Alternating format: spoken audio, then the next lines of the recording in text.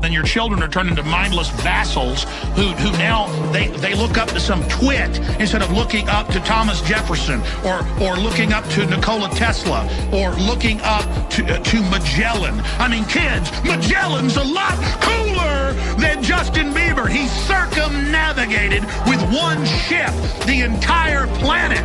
He was killed by wild natives before they got back to Portugal. And when they got back, there was only... But why?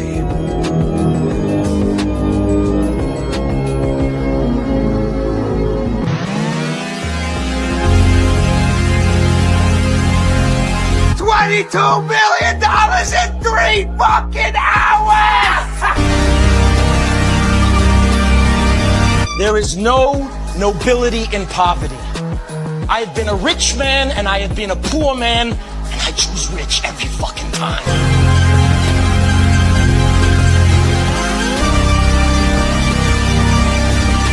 The real question is this: was all this legal? Absolutely fucking not.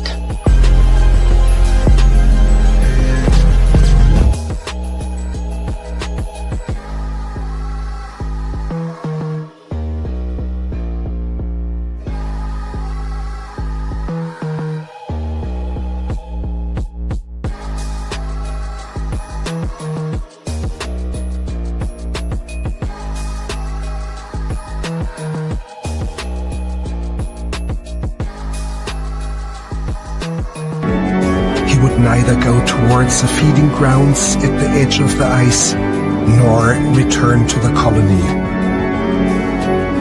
Shortly afterwards, we saw him heading straight towards the mountains, some 70 kilometers away.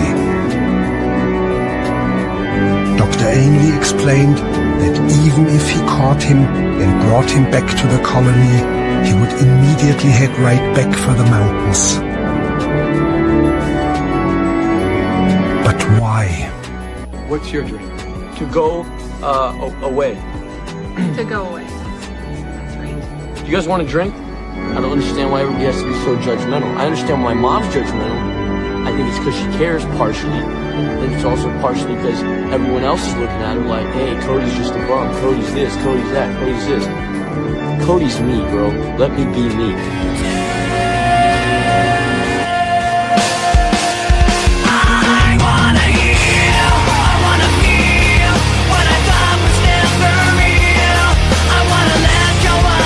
On another fine day. It's Wednesday, August 5th. We're back at it for another stream, another episode of MCG. How's it going, Dom? Back at it again. It's with going the white well, vans. man. It seems like with the white vans. It seems like over the last 24 hours, there's been a good bit of stuff happening. So I'm excited for today. We got some cool stuff to cover. I'm actually just consolidating it all right now so we can go through it. We are a late start to the day, guys. So we're gonna jump into our first interview here shortly, but then we will talk about all the stuff we have to cover on chain. How's it going with you, Chill? Dude, it's going good, man. I'm not gonna lie, I'm busting at the seams.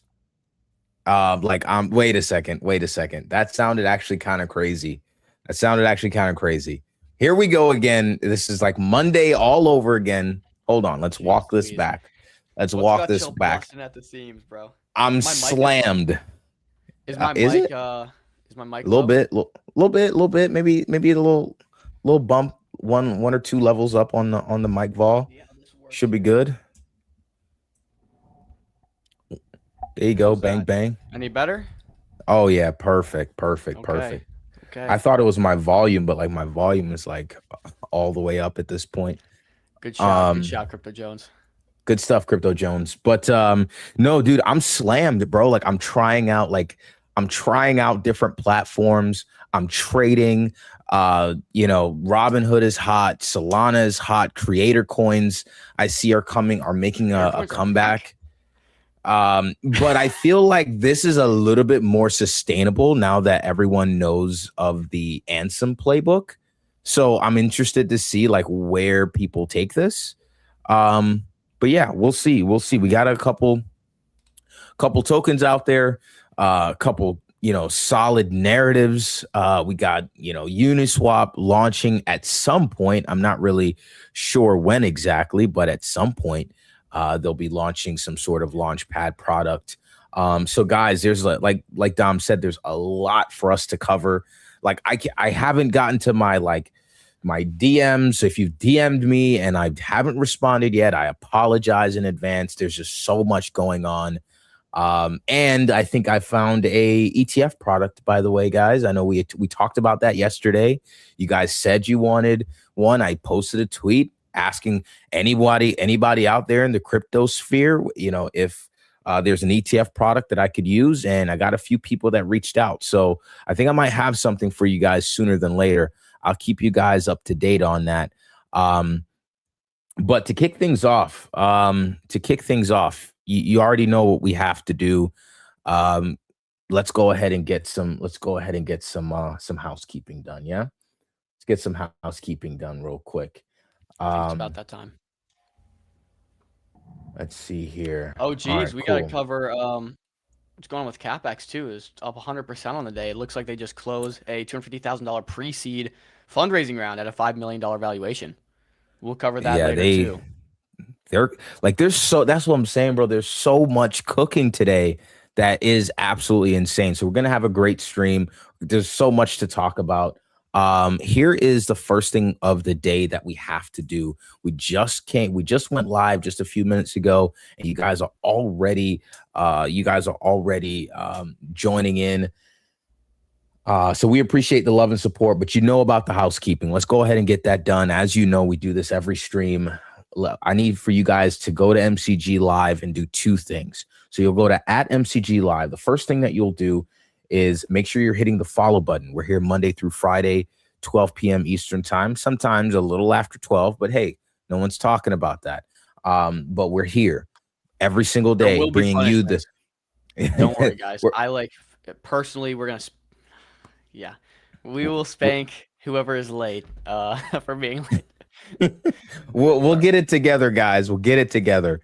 But if you want to talk about on-chain narratives, the most up-to-date things happening on-chain, from narratives, trades, cracked projects, and founders, if you guys like that, we interview these builders, these projects day in and day out. If you like that, you want to make sure you're hitting the follow button. Then you'll scroll down. Thank you so much for 13 point, almost 7K. We were just at 10K not too long ago. We're just like to be honest, we're growing here. We're doing great things here at MTG. So we appreciate you guys. But you'll scroll down, look at our pinned tweet here, and you already know what you have to do. Let's hit like. Let's hit retweet. You know what? I'm even going to like and retweet the mainstream instance as well. And I'll also put up a comment. Just tell everybody that we live. Just tell everybody that we live. That's it. Just throw a comment in there, like and retweet. And let's let all the homies know that we are live. Crypto, hope you're doing well. Again, loving the PFP change, looking good. What did you want to cover first, Dom? We both had stuff to cover, so you can go first. I can go first, just depending on how you want to play it. Yeah. Man, let's see, dude. Okay, we got Pump Fund pumping. We got Pump Fund pumping right now. It feels like revenue season's kind of on. Maybe I'll just brief you. Here's what I want to talk about today. So firstly, there is the new EIP burn thing that you sent. Tapered issuance burns, or maybe Josh sent that. There is Pump Fund repricing tremendously right now. Pump Fund's way up. Of course, we talked about DCAing this at extremely. Let's talk Pump Fund first. Yeah, we should. Let's talk Pump Fund first. Yeah. Okay, you want to pull up a chart so we can talk through it here, or I can even pull up a chart. It doesn't matter. Yeah, I got you. I got you right now. Bang. Oh my goodness. Yes. Oh my goodness. Yes. Holy moly. I didn't realize Pump Fund was moving like that. I haven't been watching majors at all. Like, majors have been pretty flat for the most part, but Jesus, look at this. Oh yeah. Pump Fund ain't stopping. Boys. Nibble interview in a couple minutes here. Krovo's in the waiting room. We're just kind of going through some basic stuff here, warming up the chat, and then we'll We'll jump straight into it. Don't you worry. Yeah, let's talk Pump Fund, man. We have been talking about Pump Fund for a while, questioning why this was sitting so low, right? When you put comparables next to it, comparables like Hyperliquid doing similar or less revenue actually recently to, Pump Fund. Why is Hyperliquid trading at, I forget, was it 15x earnings? I forget, it was a wide range, but it's way above earnings, where something like Pump Fund, back when we covered it at the lows there, was trading just above like 2.5x earnings. Again, I look back on my board, and I feel like we're in this revenue meta season. I look back at my board, I see, okay, we have cards, collector crypt here, with like a 70 million annualized return with a 320 million fully diluted value. I see Met on there, I see Hype, I see Lighter, I see JTO, Backpack, Jupe, Pump, DRV, ARB, right? These are all revenue tokens, right? Where revenue's flowing back to the token. And the question was, why the heck is Pump Fund trading so compressed compared to its price to earnings ratio? And I'm talking about price to earnings in terms of what's getting bought back into the token, not top line. Why is it trading so compressed compared to things like Hype, compared to things like JTO, compared to things like, Jupiter, Arbitrum, Uniswap, right? Why is Pump Fund so compressed? And it came down to, well, the narrative and sentiment around Pump Fund has just been terrible. It's been constant FUD. It's been allegations of team selling and, information there on them being just shady, scammy, whatever you want to call it. It's been a narrative FUD attack, if you will. Recently, I think we're starting to see that narrative shift in real time. And again, this is when you want to start positioning at the early signs of a narrative shift. And we're seeing that, right? We're seeing, MCG start to champion Pump Fund in a sense of like, hey guys, you're overlooking this. We're seeing people like LB championing this. We're seeing people like Ansem come on the timeline and say, hey, this is actually a pretty great trade here. And we're starting to see the tail end effects of this happening, where people's sentiment is shifting to a point where it's like, no longer is Pump Fund terrible. It's, oh my gosh, Pump Fund is like one of the fastest revenue generating apps of all time. It's going to ultimately lead the next bull run in terms of revenue. And of course, when volume picks back up on Solana, Onchain in general, Pump Fund is going to greatly lead. And we talk about price to earnings being at a 2.5, probably around 5x price to earnings, more like 4x maybe right now, price to earnings. But in a bull market, when those earnings really start catching up and coming in, that quickly compresses even further. So you can have a situation where the token is actually going up in value, but price to earnings ratio is compressing. And I do think we might see that at some point with Pump Fund. So we're starting to see the narrative shift. We're starting to see the trend shift. Finally, this is bouncing and reacting. I say all that to say, with Pump Fund bouncing, do we get a Solana / Pump Fund eco season where people start going down the risk curve, paying attention to it? First thing that comes to mind is ace rounds. Who's doing ace rounds? Who's on that list? Who's won Pump Fund hackathons? These are like the three groups of people I'm going to be looking at closely and just doing reviews on. Are they still building? Are they making money? Are they making revenue? Do they have some sort of ace round or like some underlying fundamental value tied to it? Blah, blah, blah, blah, blah. I digress only because we don't have a ton of time to talk about it, but we're going to cover that after. We're going to go through some of that ecosystem. But what's up? GM, how are we doing this? Shaw, pretty useless FUD. The numbers of Pump Fund talk big words. Higher. They revolutionized on-chain tokenizing while people were still getting honeypotted and blacklisted. Look, this is the truth. I think like a large part of what Pump Fund brought and the friction it removed from the trenches has come with its negatives, right? Like the massive overhang of supply and tokens compared to, the massive supply compared to the limited demand we're seeing. But ultimately, it's been a big innovation. And again, yeah, just still a cash cow, making more money than Hyperliquid week over week right now. Making more money than Hyperliquid and trading at a fraction of the price. It doesn't make sense. It does not make sense. So that being said, LB just made a post. This and I love accounts like this, guys. Here, if you want to make a name for yourself on crypto Twitter, here's how you do it. Now, LB, of course, is loaded. He's extremely rich, so his P&Ls and the money he's punting obviously just gets attention by nature. But this guy's just championing Pump, right? He finds one thing, builds deep thesis and conviction around it, and then champions it. And everyone just goes to LB for Pump Fund information. If you want to know about Pump Fund, what's been going on, you just go to LB. And I love accounts like this. I love accounts like this for each individual project that I'm looking into deeply, right? In this case, it's Pump Fund, but you can kind of denominate this to any single specific crypto project. But he did just put out a tweet here. In the last 7 days, 3 wallets out of 79 have sold some of their pump allocation. Of course, the big thing on pump that was scaring people was unlocks. And we talked about how bullish unlocks are a thing, right? There's this unlock overhang. Realistically, what happens is the big players have already hedged their bets and positions. They've already sold out just through hedging. And unlocks are typically very bullish. We've seen this time and time again, but the average person doesn't necessarily know that. In the last 7 days, or it can be bullish, 3 wallets out of 79 have sold some of their pump, right? These are early investors in pump that are up massive multiples. So they must think there's some value in holding. Interestingly, 2 wallets who had previously sold have started buying back. Okay, so we had 3 wallets that sold out of 79, and 2 of those wallets have started buying back. Largest sell was 584 million tokens, who sold at 0.00195 just before the rally for 1,141,000. This wallet now sold 1.45 billion tokens, all under 0.002. Here's the address. Total pump sold in the last 7 days, 657 million. Total dollar amount, 1.28 million, which again is nominal compared to the the buybacks they're doing. The 2 investor wallets that bought back 73 million tokens for 175K. Okay, so they started buyback too. 91% of investor allocation has not been sold. Insane stat after a 40% rally. So the question was, will these investors sell as soon as their unlocked allocation becomes vested? Answer was predominantly no. Next question, are they going to sell now that it's up 100% from the lows?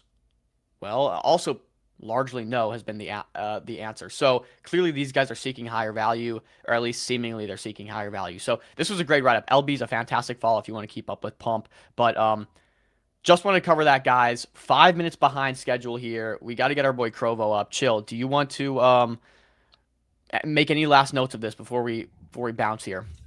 No, I think you broke that down really well. Pump Fund, obviously they have a massive footprint in crypto, massive footprint on chain. Do they have not the best reputation? Perhaps, but goldfish memory of CT. I'm sure that can be worked out at some point. And obviously, they have a lot of money to throw at whatever problems they can have, whatever problems they run into. So, no, I think you did a fantastic breakdown of that. Good call out on Pump Fund, because you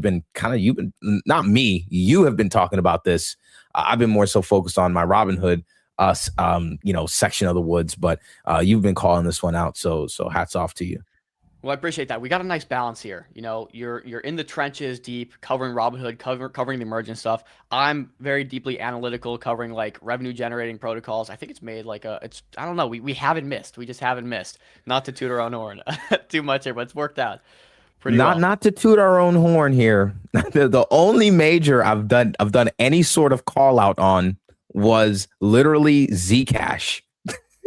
Dude, look at this freaking bar for bar on this, but all right, let's go ahead and move on. We don't want to keep our friend here in the waiting room.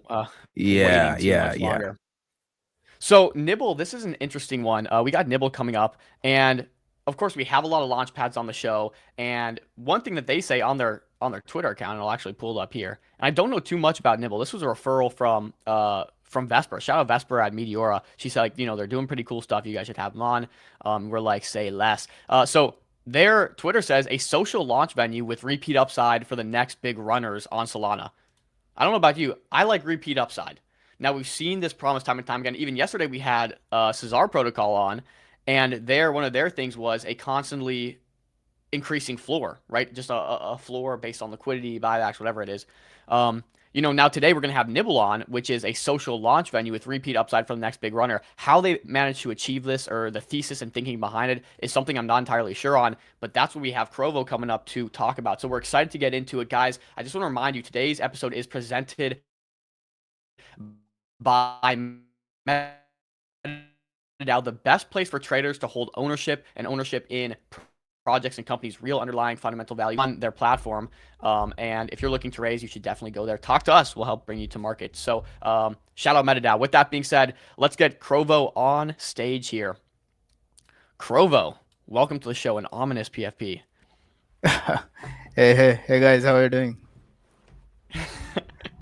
We're doing pretty good today. We're excited to have you on. Like I mentioned before the show, Vesper from Meteora, she said, Nibble's doing some pretty cool stuff. You guys should talk to them, just get them on the show and shoot the shit. And so I intend to do that today. How are you doing, Krovo? I'm great. I'm great. How are you guys?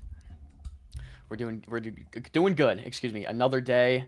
Growth has been pretty nice for MTG. The trench has been hot, so it's been fun. And you're building at the right time, right? Building through the bear market into hopefully an oncoming bull market. Is that like some of the thinking you've been doing recently? Just heads down, building in the bear market. How long have you guys been building? So we started building at mid March, uh, and we launched our private beta around 3 weeks ago. So around 2 to 3 months. 2 to 3 months building. Okay, got you. Yeah. And what exactly are you guys building? Is this a launch pad here or something else? What the part that we are focusing on? So the insight that we had was that all the launch pads that exist till now, they have perfected the launch part of a token's life cycle. But what happens after the launch, nobody has really put much thought into it. So maybe token governance, how the fees gets distributed, the community building part, what happens if the token dies. So nobody has put much thought into it. So we are building a buyer first launchpad where if a token dies, the liquidity is recycled into active tokens. Buyers keep on getting a repeated chances at upside. Tokens are incentivized to keep token communities are incentivized to keep the tokens active so they could get a chance to have liquidity boosts, and the whole stagnant liquidity of the ecosystem gets recycled into active runners. Okay, I want to talk about this mechanism because it seems like there's a lot Yeah. to unpack there and break down. Maybe we just walk it back, start from the top. Krovo, can we get a bit of like a background TLDR on who you are as a builder, as a person, and what kind of brought you to this realization that led you to create Nibble? Yeah, sure. So I started my crypto journey along with my co-founder Arbiter at end of 2020. So just about 5 years. When I started college, I started as a developer. I was just a developer for first 4 years. Worked on multiple contracts, whether it be Launchpad, ADEX, NFT marketplaces. A year ago, I got into trading, into trenches, and that's where we saw this problem that in every launchpad, when a token launches, attention comes fast, then that activity disappears, then people who bought it are left with an asset that generally has no meaningful next step. And that's where we got the idea of Nibble. We felt that launchpad, there needs to be a way to recycle that dead or stagnant liquidity into active tokens. Did did we lose him? Yes, we did. Krovo, Hello, you with us? am I audible, guys? There we You go. We you are got you again, back. yeah. Okay. When was it when I got cut off? Dead or stagnant liquidity. We need to recycle that. Yep. So that's where we got the idea of Nibble that we need to do something about the dead liquidity. Okay, and so talk me through how this works a little bit more in theory. You guys said like the launch early stages has been solved for, but the sustainability aspect has not so much been solved for. What do you guys do differently or change here that allows for maybe tokens on Nibble to be more sustainable than the average token? Okay. So when a token launches, uh, there is a complete token life cycle for it. It starts as an active token. It is active. If the token loses its activity, goes inactive for any particular reason, the token shifts to at risk state. There, the community knows that, okay, you need to complete certain metrics, certain tasks to make the to get the token out of at risk to inactive. If the community is not able to complete certain tasks, the token states shifts from active to dead. When a token goes dead, along with other dead tokens, it enters a cohort basically, and in that cohort, multiple dead tokens liquidity is combined. It is merged into a randomly selected active token. The holders of those dead tokens receive a pro rata share into that active token. That active token receives a liquidity boost, and the whole dead liquidity, which generally does not move anywhere, just keep sitting there, is recycled into an active bag. Okay, so this is what's the target token here for this then? Just meme coins, or I mean, is there any room for utility tokens and projects to do this? Because I wouldn't want to have a utility project that goes dead and then all of a sudden I get pro rata shares into, I guess, an active token that I didn't really originally invest in. So curious how this works. So let me explain the whole process to you. So it's not that easy for a token to die if a community is still active. There are multiple chances for a token to get revived. So first, when the token is at risk state, they can complete very easy volume metrics, trade metrics to revive it to active. If a token dies and enters a cohort, till the cohort ends, if the users vote with more than 70% of the token supply, the token still gets revived. So a token only dies when a community has given up on it or there is no activity in it for a long period. Okay. Okay. And so like these inactive dead tokens, and we've seen this happen before. I think Pump Fund even recently made a change to their bonding curve um, where they recycle the liquidity for the first 5 minutes into the token after it migrates, I guess, to help this dead liquidity issue. Have you seen that, and how does that affect what Nibble's doing? Yeah, we have seen that. So what Pump Fund is doing is that when the whole supply of token is sold in just graduated tokens, there is some liquidity left, then they are recycling that liquidity. You can think of it as a subset of the whole dead tokens in the market. So most of the dead tokens that exist currently, their whole supply is not uh, sold. Basically, Pump Fund is only recycling the liquidity where the whole 1 billion token supply is in the pool and there is still 17 sold left. But the issue we think and we also made a dashboard for it in Dune where around 300,000 soul exists in tokens where there is still people still hold the token. There has been no trade for last 30 days. Uh, and yep. Could you send me this So Dune dashboard, because I want to visualize this? Go ahead, Jill. yeah, definitely. We want to visualize it, and I mean, I see the target market, right? There's a ton of dead tokens on the market. I'm trying to get a sense of your positioning, though. Are you trying to kind of be like the next up and coming launch pad? Is that the approach, or is this kind of something that you can just plug into the market and no matter where these projects launch, if it's a dead token, it can come to you guys and and kind of go through your process?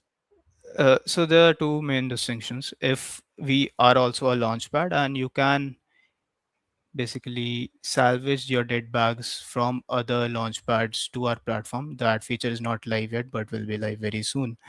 But for tokens that launch natively on our launchpad, we will be able to completely recycle that liquidity because we control the bonding curves, we control the pools.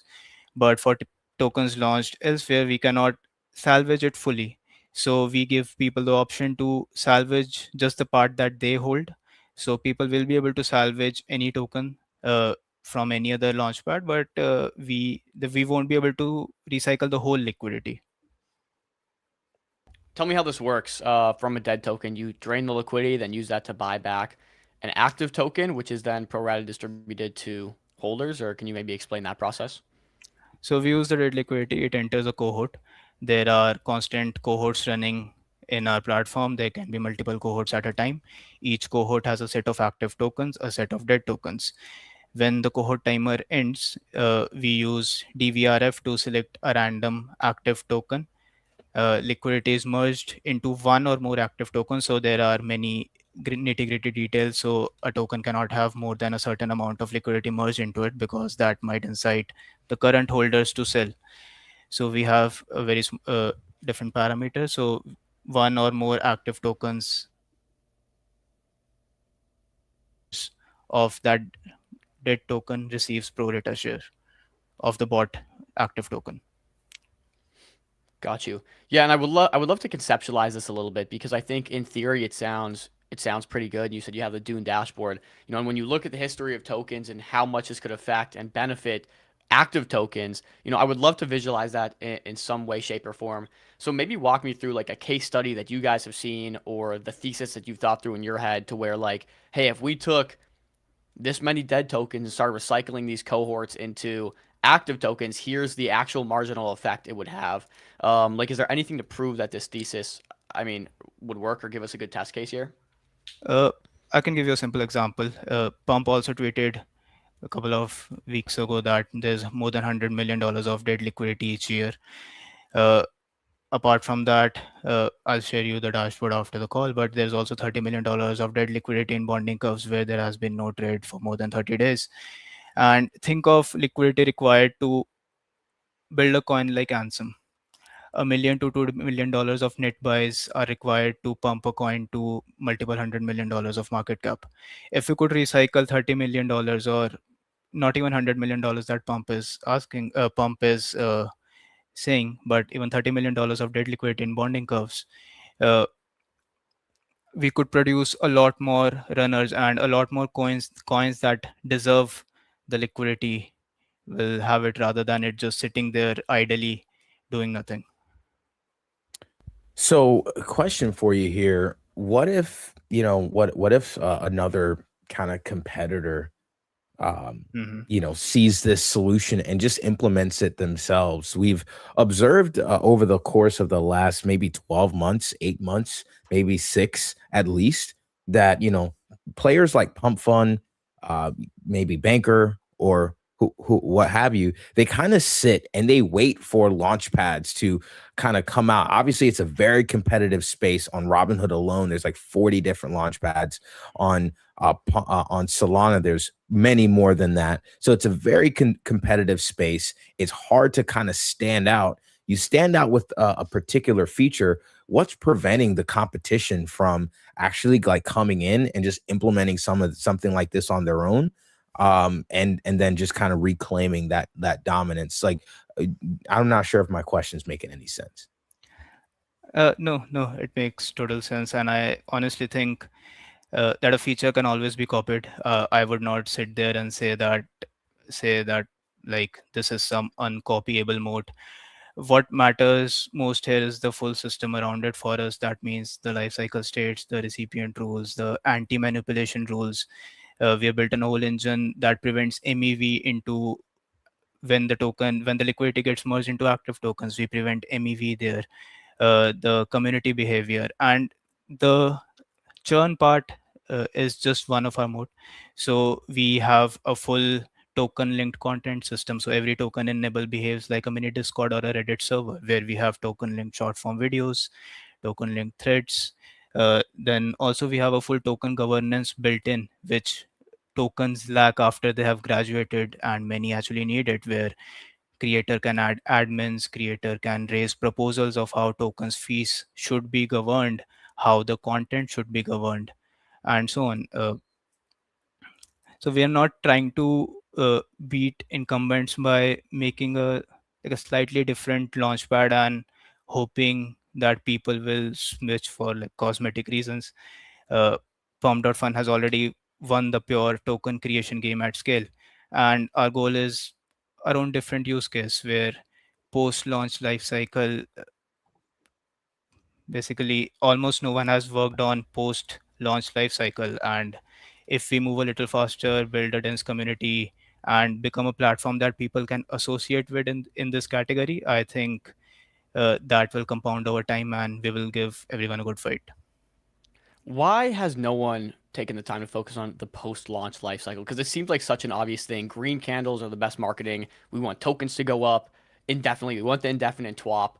Like, why has this not been a focus for, for Pump Fun or any of the launch pads, I think, to date? I think the reason is first generation launchpads were so busy solving the token creation that almost all of the architecture stopped there. Proved people want fast permissionless launches, and that became the main game. And once a token died, holders ate the downside. I'm 98% of the tokens they buy, they die eventually. But nobody seemed to seem to have thought of a solution for this. And I also think that post launch is harder problem than launch, because it touches market structure, incentives, community behavior, recovery rules, failure rules, and how you recycle the residual liquidity without turning it into something predictable or gameable by someone. That's why for us, that's why I think nobody has maybe focused on it. And what's the value here in like founder education pre-launch? I feel like if a lot of this education was better pre-launch and founders knew what they were getting into, knew how to create a sustainable token, knew how to sustain attention over a long period of time, we would at least lengthen out the life cycle of some of these tokens a little bit. Why is no one making a focus on, I guess, the pre-launch aspect in terms of sustainability, and rather we're focusing just post-launch? Are you guys doing anything pre-launch as well to, I guess, help ensure more sustainability than the average token we're seeing? I think founder education matters a lot, and honestly, it fits our product pretty decently. Uh, a lot of launches, in my opinion, do not fail because could not like people could not believe into it. I think they fail because founders do not know how to keep the attention alive, and the whole game in meme coins is keep the attention to themselves. How to build a community behavior day after day, and how to create a token. For this, what we are focusing on is having the community inside Nibble. So we see that each token will have kind of like its own community, its content, its chat, where the token sits, that is our platform. And that will help founder build community there, have governance rules there, uh, build a team of admins that can help him. Yep. Got you. Okay, well, that's good to hear. I also want to talk a little bit about some examples here. Crypto Jones asks, can we get an example of a revived token using your process? And maybe even before we get to examples, do you guys have any traction or metrics you could speak to? Are we seeing people pick this up? Are we seeing users? How are you guys onboarding users? What does traction look like? I know I just gave you like a 6-prong question there, but general traction would be interesting to hear. Yeah, so it's been 3 weeks since we are live in our early access, so access code gated product. We have around 700 users currently. Our volume in our launch tokens have touched around $60,000. We have completed one cycle of this churn process where around 5 to 8 tokens died, and its liquidity was injected into 3 tokens. So the whole early access part of our app, where we wanted to test or pressure test this app, is really coming to an end. And this is also one of the announcements that we were planning to make, that we are going public after a week of this call. And yeah, what was the second part of your question?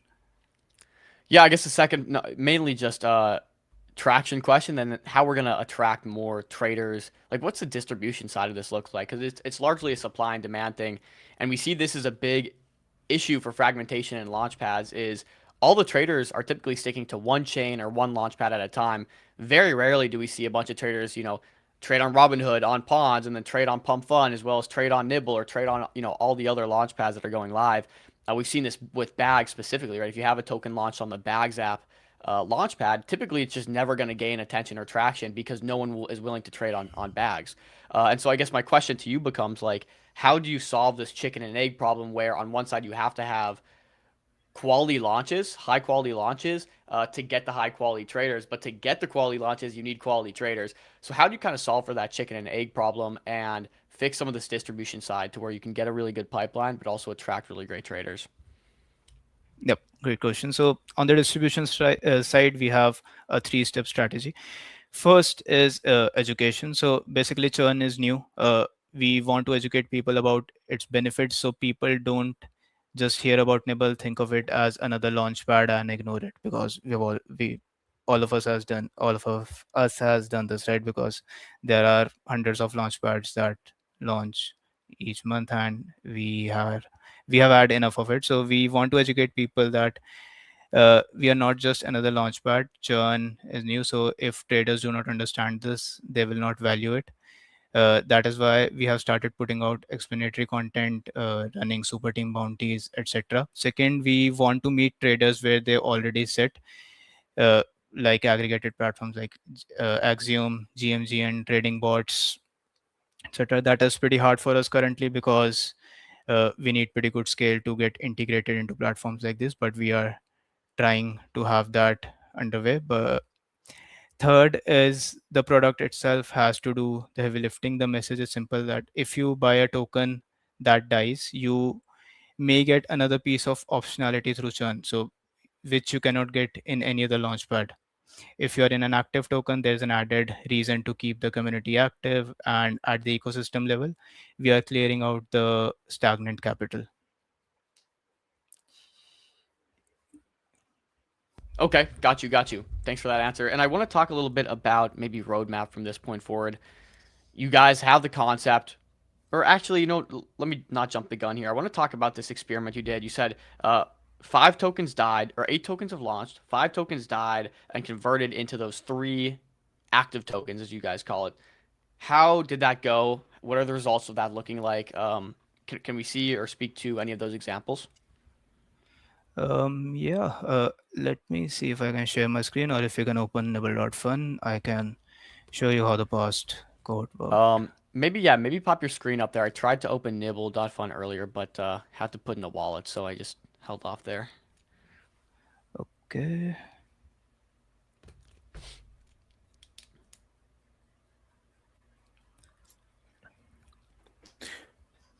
I'm not able to Yeah, share we my love screen. we love. If you're okay with connecting a You wallet, I can. can give you a access code for Nibble. You can't share your screen?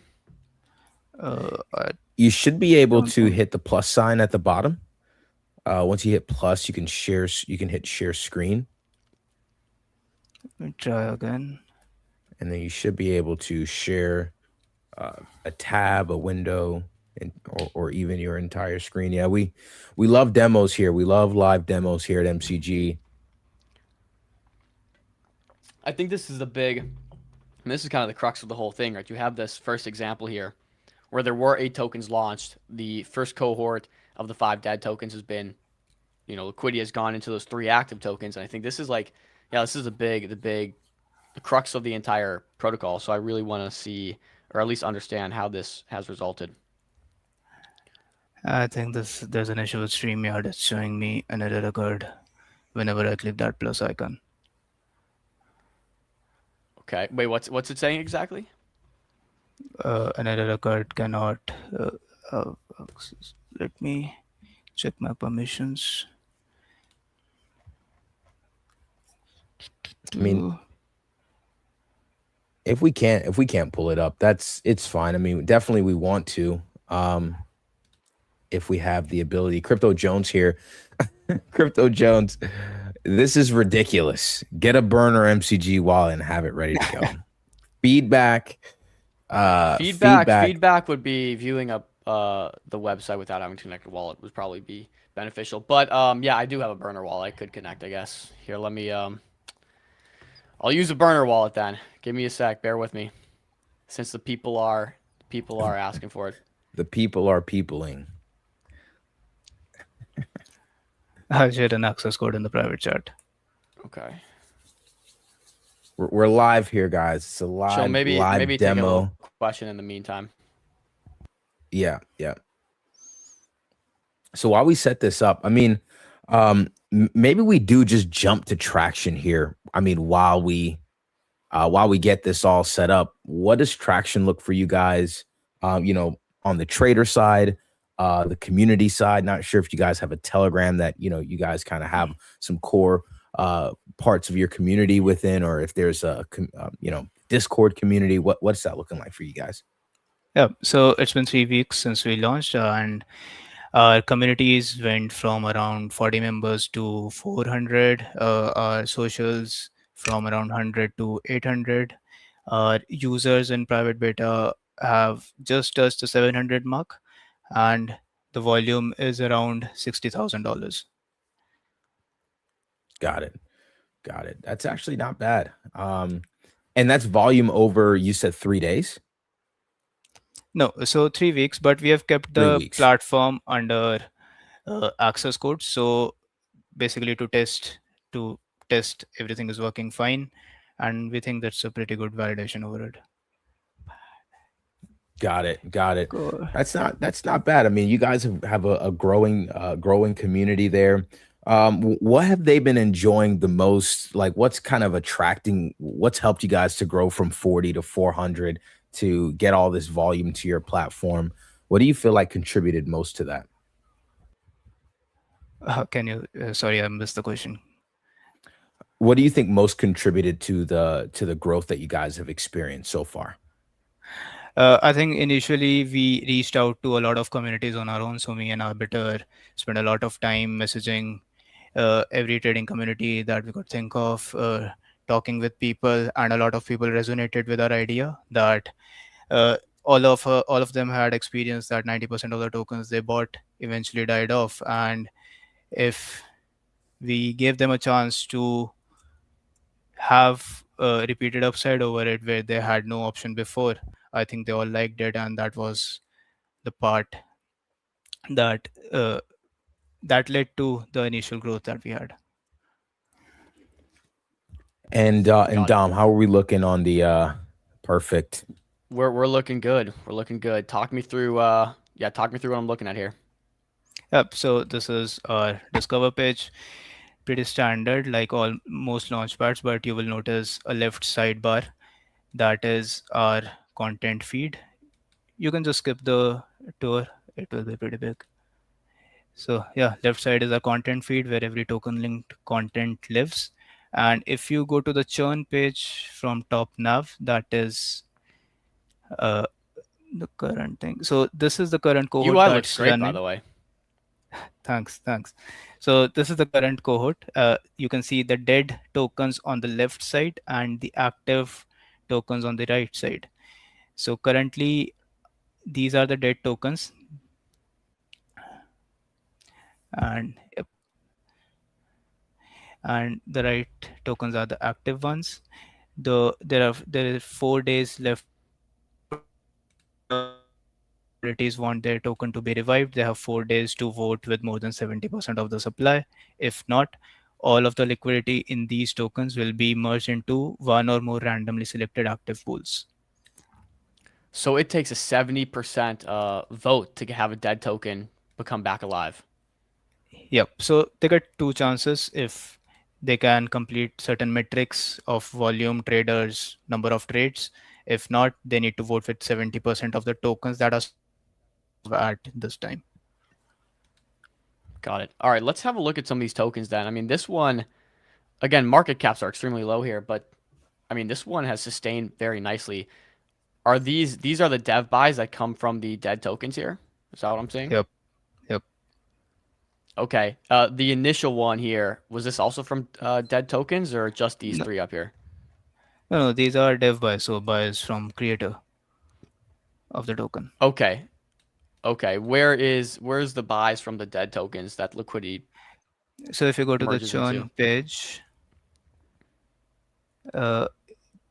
if you go to cohort 0, Cohort above 0, this, okay. yep. So this cohort has ended. As you can see, these are the dead tokens and active tokens that were selected, and the market cap changes after the buys. The amounts are pretty low here because we were just testing the first cohort in the mainnet, but you can see how it all plays out.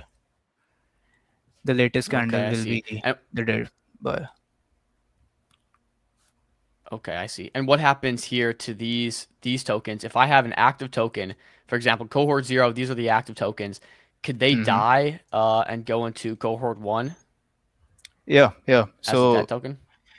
if your token loses activity for more than 3 days, it shifts to at risk, and it can have the same process as dead, entering a cohort and getting merged. Got you. All right, maybe talk me through a bit on roadmap here. Where you guys go? I think, like, again, UI is really clean here. I love this visual. I think the idea is pretty cool. it's just very difficult to gain traction on something like this. How do you guys do that? What does the roadmap look like? General thoughts there. So our short-term roadmap is we are launching publicly within a week. We are also launching our app on Solana Seeker. After that, we'll start developing the salvage feature that lets users take their dead bags from other launchpads to Nibble, enter the same churn process with their tokens or from other launchpads.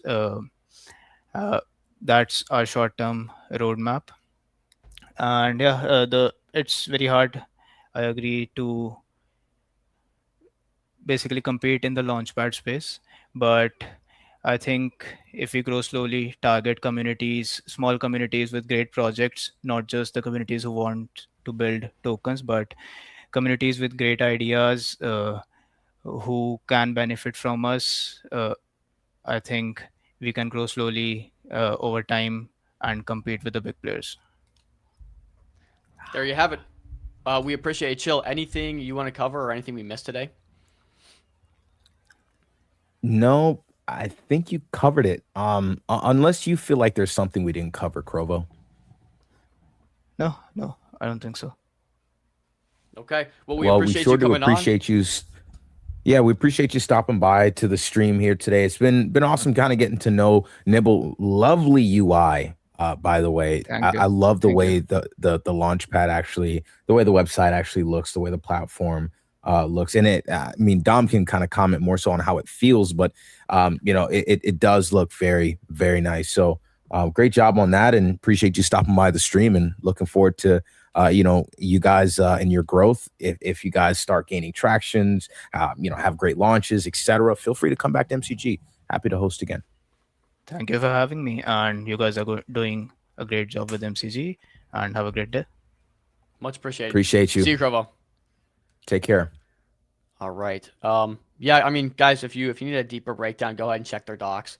We're not going through docs on the show. It gets too slow. Gets too slow doing that. So, but yeah, definitely go check out their docs and give it a look for yourself. Crypto Jones said, in my opinion, merging a dead token with a live one will create unwanted sell pressure on the live token. That's an interesting critique. Yeah, interesting and fair critique, honestly. Why did you need a wallet to why did you need a wallet to access the site? I think it must have just been in testing phases, so they don't want, you know, early MVP, they didn't want everyone seeing it. That's what I'm thinking. Definitely feedback, though, obviously would be make sure it's viewable by everybody. It's a big friction point for sure. But yeah, any general thoughts? 1000%. Go through. Am I lagging, by the way? I am heavily closing tabs as we speak. Okay. Well, we got right, a couple minutes till our next I think episode. But any I'm back. takeaways? Yeah, no, I mean, just you know, I mean, we've talked to so many launch pads on the show over the last couple of weeks. I feel like every launch pad faces the same issue, right? Distribution. You have, especially for grassroots teams that are just building from the ground up with kind of no backing, funding, things of that nature. I mean, we talked about the setup for launch pads yesterday, or was it the day before? It was yesterday. You know, these Squeeze Dev mentioned on Monday, you know, it's these platforms can easily be vibe coded. Not pointing to one platform or another, not talking about Krovo. I mean, not Krovo. I'm not talking about Nibble or Squeeze or SZR. We've had a few launch pads on, but just generally speaking, when you look at the launch pad space, these things are easy to spin up. They have a ton of upside, and they don't have a lot of overhead. And so that creates what we see now, where a ton of players are rushing in, trying to dominate, trying to compete. But what I'm seeing is a lot of launch pads just do one or two things differently. Everyone has the ability to launch a token. Every one of these launch pads needs traders. They need launchers, deployers to come to their platform. But at the end of the day, like, you know, that's why I asked them that question of like, okay, well, can a bigger player just essentially add this onto their launch pad and you know, compete and move on? So but that's not Nibble specific. That's just Launchpad specific. Anyone competing in the space. I mean, we see what happened with Uniswap. As soon as they came out that they're launching something, we saw a huge pullback across the Launchpad space because now you have a large player entering the arena. So, just some general feedback. It's worth watching. I think that's a very interesting mechanic to have. But again, a lot of these launch pads, they all do the same thing. Launch tokens. They all need deployers. They all need traders. They all need volume. And then the bigger part is they all need distribution. And so it's going to be interesting to see who can win that part of the battle. And that's where the bigger players kind of shine. It doesn't matter if these bigger players, perhaps they create a less competitive platform to start. They just have the distribution. A platform like Uniswap, they have the trust of the EVM native communities that can, really help them to bootstrap attention, volume, and activity on their platform. So yeah, I think it's good novel tech. Yeah, it's good novel technology. Just really, really difficult to find breakout success. So we'll see. We'll watch it. But nonetheless, we have our next episode coming on here with Derp coming up. Really interesting one. Of course, Derp kind of spawned from the Stockbrokers Launchpad. I believe it was the first launch on their platform. Shout out Stockbrokers team for connecting us there. So we got Uncle Mac up here, and it looks like Uncle Mac's doing all the postings. If you want to keep up with Derp and all the stuff that's going on there, you follow Uncle Mac. But really interesting mechanism here. I think we've been very fascinated by these unique mechanisms. The resurgence of NFTs. Stockbrokers, I think, went to like a top 6 NFT by market cap in like 30 days or something pretty nutty. And so we're seeing these Uniswap V4 hook implementations. We're seeing these different novel mechanisms, again, largely around like the RWAification of tokens, and especially on Robinhood we're seeing this, of course, predominantly. So with that being said, Derp is innovating right in this ballpark, so we want to get the full scoop from them. I want to remind you, this episode is presented by MetaDAO, the best place to raise, the best kind of tokens to hold, where you get true ownership, $45 million raised to date. With that being said, let me pull up Uncle Mac and let's talk through it right now. Mr. Uncle Mac, how are we feeling? Hey, Jim. Thanks for having me. Feeling good. I'm feeling slightly more rested than I have been for the previous 14 days, and drinking more water than I have been. So yeah, I'm feeling much better. Thanks. This is good. The first 14 days post launch are typically like that we've seen. It'd be interesting to get some like scientific people tracking every one of your like different bodily functions and seeing how affected that gets from launching a token, because I'm sure there's something there. I don't know. Yeah, definitely. There was a point on Sunday where I was doing hot fixes to the website, and I could not tell you what I fixed because I was that burnt out that all I could function on was just fix the next bug, and I don't remember what those bugs are, but I fixed them and we're all good today. So very good. I want to kind of start here. Of course, shout out Stockbrokers team for connecting us and really, helping push this thing forward a little bit. What is the relationship there? How long have you known these guys and worked with them? Well, we both come from Apechain. We both have our roots there. That's where I've built most of what I like to call nonsense that I've built. I'm a prolific builder of things. Just for the sheer joy of building more than anything. I just like creating. Love of the game. Yeah. So both of us started out there. He obviously went on to become head of DeFi there, and then left head of DeFi there. So he was kind of free to do his things. But I've just been a builder that builds there. That's where I call my home. So that's where I know Simple from. I know him from those Apechain, Apecoin spaces, and know him as as a good dev, and I've bounced ideas off of him before when I've had ideas. So yeah, that's where we both started. Got you. And Derp seems a little bit daunting when I take a first look at it. Like I take a look at it and like there's a lot going on. Similar to Stockbrokers, it was very valuable for those that took the time to break it down and understand it in the early days. Clearly it's paid off in folds, many folds today. So I want to do the same thing here and just like fully understand Derp and what this is. So really interesting to know your relationship there, going back to Apechain. Are you an Ape holder? Yep, I got a mutant. He's pretty cool. He's a grail mutant. So yeah. Are NFTs ever coming back? Obviously, we saw we're seeing the rise of NFTs right now, kind of happening. It's pretty exciting, actually, especially surrounding like the V4 hoax primitives we're seeing. But Stockbroker specifically, notably rose to top 6 NFT collection in like 30 days in terms of market cap. What the heck's going on with NFTs? Do we ever get them back?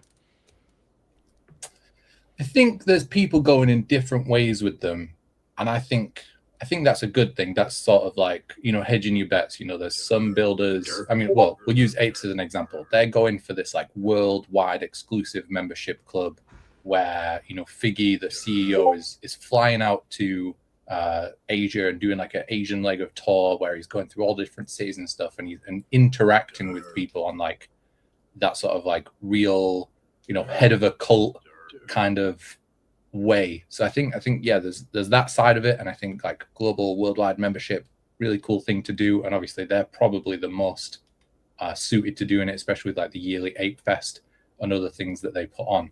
So there's a good angle there.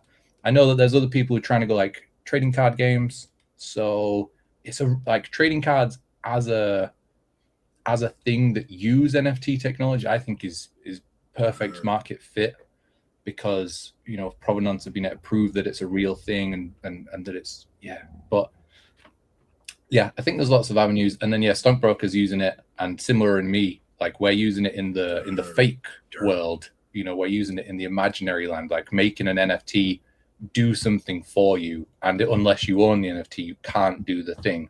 So, but I mean, that's where it comes down to, right? It's a non-fungible token, and whenever I explain it in the real world, I say like, non. Like we already know what non means. It means known. Fungible is, an exchange for one thing or another. Can you swap it for one thing of another kind? And then token is like almost like akin to voucher, like exchange it for goods or services. So yeah, just the name of it says that it does have something in it. We just need to find the thing or find the multiple things that it's used for. So I think they're there. Maybe not all the infinite, slop on the chain that appears on every brand new chain. But yeah, the top ones have definitely got their place. The top 1% of NFTs will do something cool. I do agree with you, and I think I've been really fascinated by Collector Crypt. Are you familiar with the Collector Crypt gacha machine business, or not so much? Only vaguely, but I've seen like various different takes on it, like slabs and rips and stuff like that. So I think basic premise is the same, right? Right. Well, it's very interesting too, because all of these one-to-one physical redeemable products, in this case, Pokemon cards or comic books or whatever it might be, have the NFT sitting behind it. And I've always thought like a practical use case for an NFT, of course, would be, home ownership, cars, IDs, practical stuff like this. And so I really love seeing something like Collector Crypt, where it's like, okay, I have this NFT on the back end, but when I actually want to redeem the real life Pokemon card or something that actually is, attributed to real life value, you can do that. And I think that's like one of the easiest proving points to help people understand like what the value of an NFT can be. I think that was one of my earliest like concept pitches for anybody in the real world. Like even something like car sales. Imagine if car sales were just NFTs. They're on the internet, and you could get them locally, or they could just be held in storage for you. But like, say you want a new car, you just go on the car NFT marketplace and you just click buy that car. And because of smart contracts, some portion of the funds goes to like a courier. They get the keys sent to them. That gets sent to a driver. He drives it to your house, delivers it, and you just have this whole smart contract enabled set of systems that when you purchase, a fee goes here, a fee goes here, a fee goes here, a fee goes here, and like 2 days later, your car rocks up, done. And then again, the same, like you want to sell it, you just list the thing, and a fee goes here, a fee goes here. Some guy comes around to your house, takes the keys, takes it off to the valet, they give it a clean, they send it to the new owner, and then you can just scale it up. You scale it to houses, whatever. It just makes sense, especially for a global market, which the world is now a global market. So I agree with you. I agree. Yeah, the NFT pink slip for the car is an interesting thing. In Tokyo Drift, instead of racing or whatever it was, instead of racing for the pink slip, they could have raced for the NFT and had the ownership to the car, drove off with it.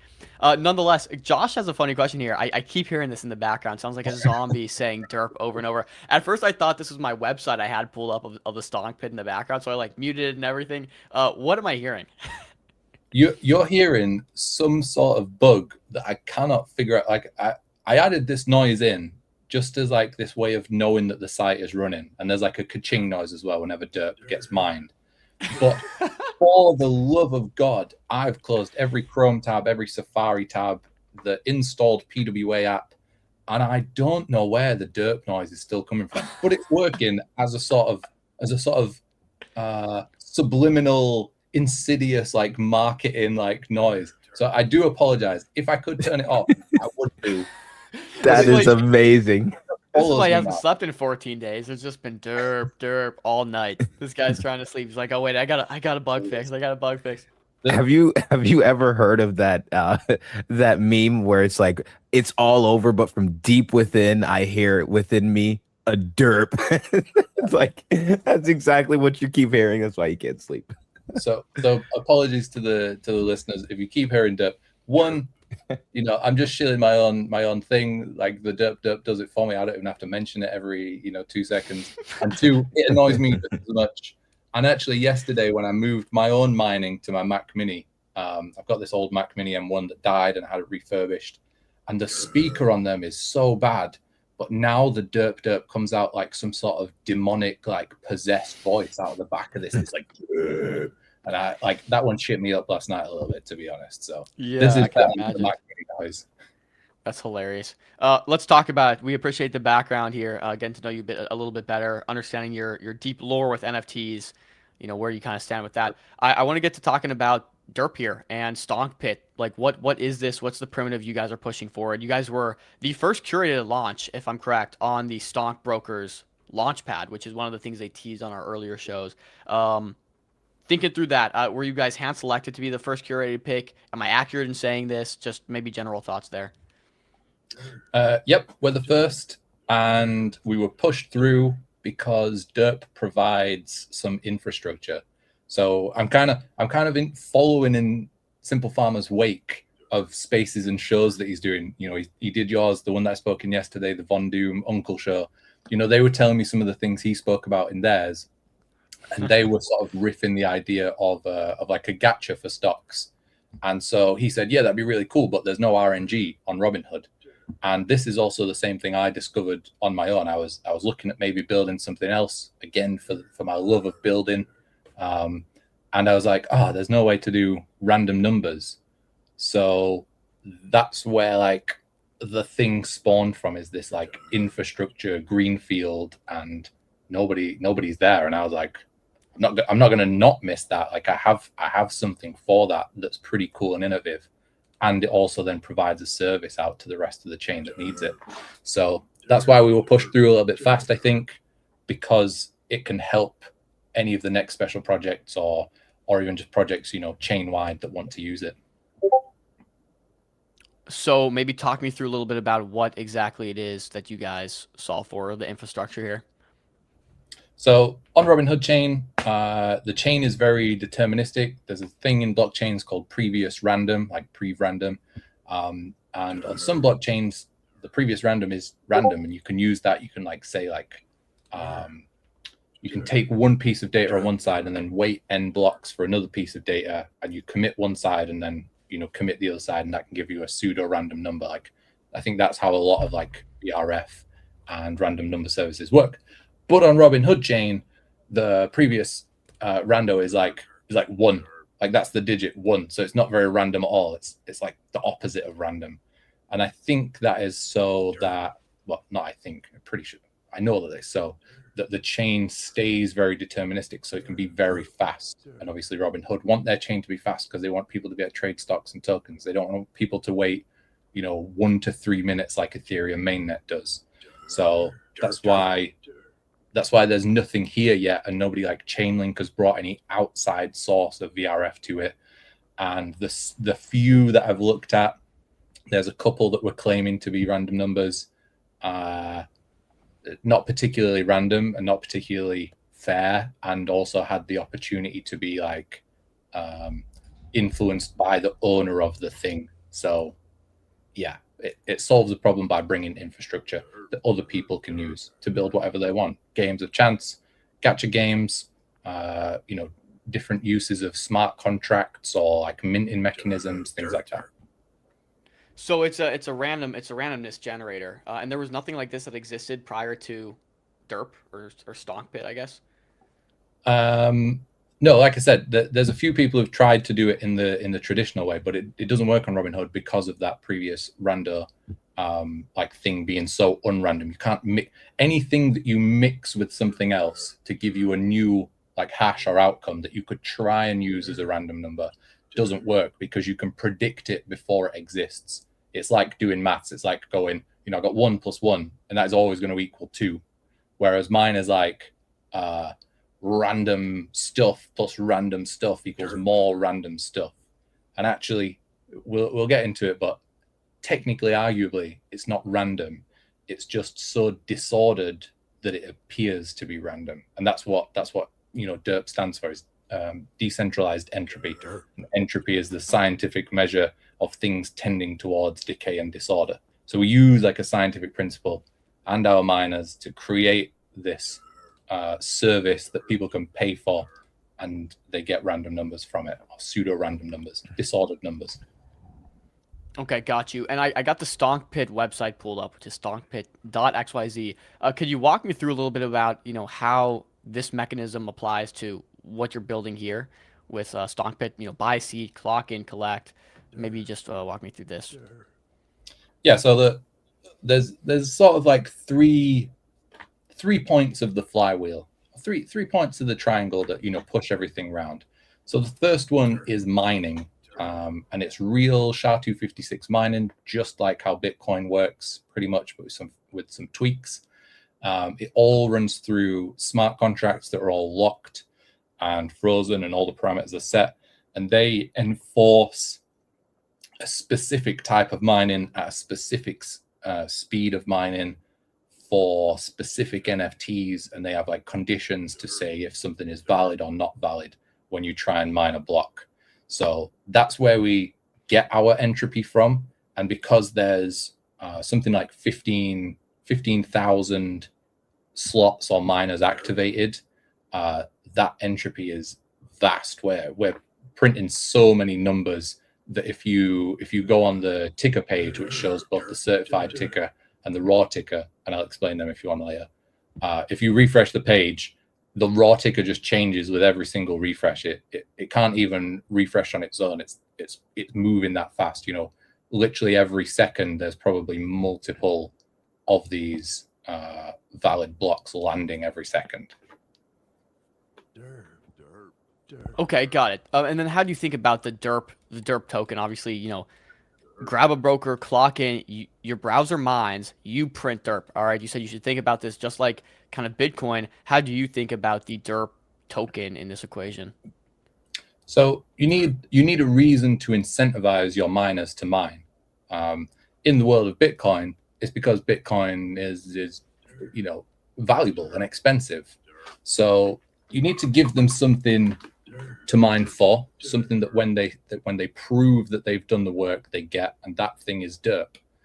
And that's where the second leg of the flywheel comes in. So I don't know if you want to explore the derp a little bit more and how they get it, or if you want to go into the second leg and then work back.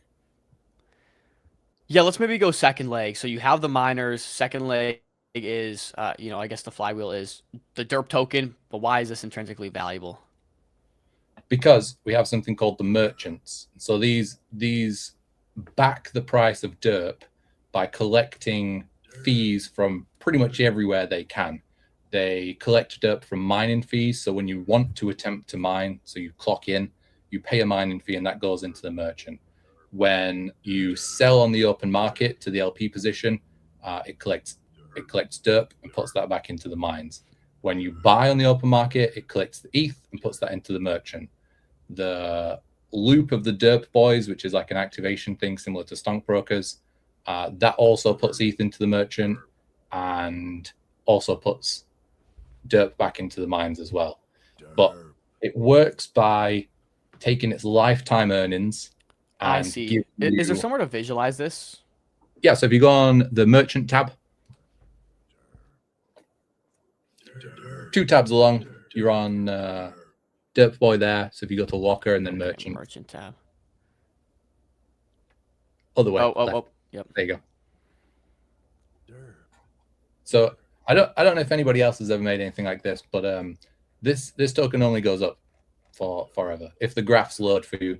And there's some loading things because we are hammering the public RPC just so much. Like we're 1 in 8 transactions on Robinhood chain of the whole chain. We make 12% of all the transactions on Robinhood chain, with like nearly 10 million transactions. So if anything's not loading, it's just because we hammer everything all the time, constantly, even the RPC. That's a pretty insane stat. Can you actually just run through that again so I can get a clean clip here? But here's the loading. Okay, so you mentioned perpetually, if this works right, you guys will just perpetually go up forever. I need you to explain this. You also mentioned like some of the numbers and metrics surrounding it. In this case, you're doing a massive amount of the transactions on Robinhood. Please run through those numbers and metrics one more time for me so I can get a better idea. Yeah, sure. The one thing I'd say just before that is click nerd at the top. It says English, DGen, and nerd on the side. Right here, yes. Yeah. So yeah, we have done lifetime so far 10 million transactions over the past 7 days. I think we've been active. Yeah, Wednesday last week I launched it. So yeah, tonight it'll be 7 days. So 10 million transactions, and that's a clock in and a clock out, as well as some of the ancillary stuff, the little bits of clock ins that don't work, or overclock ins, or clock outs that don't work. So it doesn't reflect in the number of prints done, but yeah, 10 million transactions, 12% of daily transactions on the chain, and 2.3% of Robinhood's lifetime transactions. Obviously, if we'd launched sooner, we could have had that number be bigger for the lifetime, but if we get more miners, maybe that'll increase. So this is insane. What are these transactions coming from? The miners? From the miners, yeah. So every clock in and clock out takes 2 transactions. You clock in to say, this is when I'm starting mining. Here's my mining fee. Here's my pre-image to do the mining. And then once you've completed your mining, found a valid hash, you clock out to verify that it's a real valid hash and get your DERP reward token. Interesting. Where can I see, or how can you explain, I guess, the process of that, what that would look like? Are these miners actual people going in and clicking this, or are we seeing like agentic automations happening where people are just, or AI agents are basically autonomously doing some of this mining? So that would probably require me to explain the shadow wallet setup that I created, which is this tab. But if you want, I'll just finish the merchant, because I feel like we didn't close the merchant up. Like I said, that you said it in the beginning, there's so much depth to this thing that, even just taking in like 50% of it is difficult. So, I do appreciate everybody listening, going like, hang on a minute, I thought we were mining. Why are we talking about a ton? What's this shadow wallet the guy's on about? Like, why are we doing? So yeah, as you can see, it's a green chart. Like, find a red bit. You can't, because it doesn't work on red. It only works on green. And so what are we hitting now? Lifetime ETH 14.64. That's pretty. Oh, it just went up. So what that does is it takes its lifetime earnings and it will give you a fair price based on per DERP that you try to sell it. It will pay you 4.44 billionth of its lifetime earnings per DERP, and it also counts that as value. So when you sell it a DERP, it doesn't think that it's lost any of its money, any of its ability to buy, because it knows that it has 1 DERP and it knows the price of DERP because it's the one that will back it. So the simple way I put it is, imagine there's only 10 DERP and there's 10 ETH in the merchant. It knows that it can pay 1 ETH for each of the DERP. And if someone sells it to the merchant, it doesn't then think, oh, I've only got 9 ETH. I can only pay 0.9 ETH now. It counts its own DERP as face value. So it has 1 DERP and 9 ETH left, and there's 9 DERP out in the world, and it wants to try them back and have no ETH and all the DERP. So that's how it works on that principle. And it scales up to the 4.44 billion. So this is the DERP ETH floor. Is there a chart, for example, that would maybe overlay over this that shows like DERP moving, I guess, disconnected from the floor, or is like, yeah, is that making sense? Yeah, you can look at well, actually, that's a good thing to put on. I'll create that chart later, comparing like as they close together, because that's what should happen, is as that one goes upwards, exponentially, pardon me, the one from the LP position should come down to meet it, and then eventually there'll be like either a crossover or a flat line. They'll move together at that point. So that would be quite cool to look at. And you can look at the locker, you can see what the market's doing if you want. But yeah, that's this token. And it also allows you to buy from it as well. So the merchant will let you purchase derp that somebody else has sold to it at a 1.25 premium, which would then increase its lifetime earnings. So the value of derp would go up for any person who sold it afterwards. And got you. And there's two merchants because you can mine in two mines. So if you scroll down, there's a blue merchant and its backing is in ApeCoin on Robinhood chain.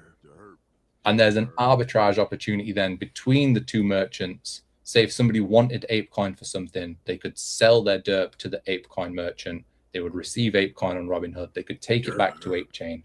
That would then mean that the blue merchant has derp for sale that you could buy from and sell it to the green merchant or to the open market. So there's like 3 layers of arbitrage opportunity within the thing. And then the reason that I made you click nerd mode is just down there at the bottom. You saw those like green and orange sections. Green. Oh yeah, right here. Yeah. So the percentage is actually wrong. I need to edit the percentage because it's just the wrong maths. But this maths that we worked out here is how much ETH needs to be in the pot to eventually make all mining profitable, like de facto profitable. So at 5 ETH in the pot, it meant that any like jackpot hashes, any like of the really good blocks that contain up to like 4,444 derp are profitable. It would have cost you something like 2 cents to mine it, and it would have paid you out like $2.56, I think was the number. And obviously they don't come up all the time. It's part of the process of mining that they naturally don't occur because of the way that the maths works. Then at 50 ETH in the pot of the merchant, of the green merchant, it means that every like mid-range mining of derp should be profitable to the merchant, regardless of what the open market's doing. And if and when, as long as it continues, it will be a when we have 500 ETH in the pot. It means even a dust print of 44 derp should be profitable just to essentially weath it straight back to the merchant. Like that's my best analogy for the merchant. It's like going on OpenSea, you've got your NFT, you don't care to wait for somebody else to buy it, you just weath it to whatever open offer there is.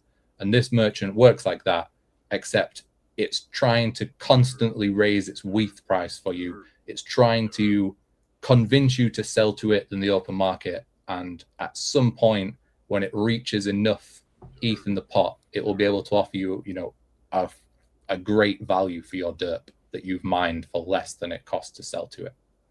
So Mac, I gotta ask you, like, there's so much here to digest, and you talked about how like it's just so much. Even getting 50% of the picture is like typically a good thing.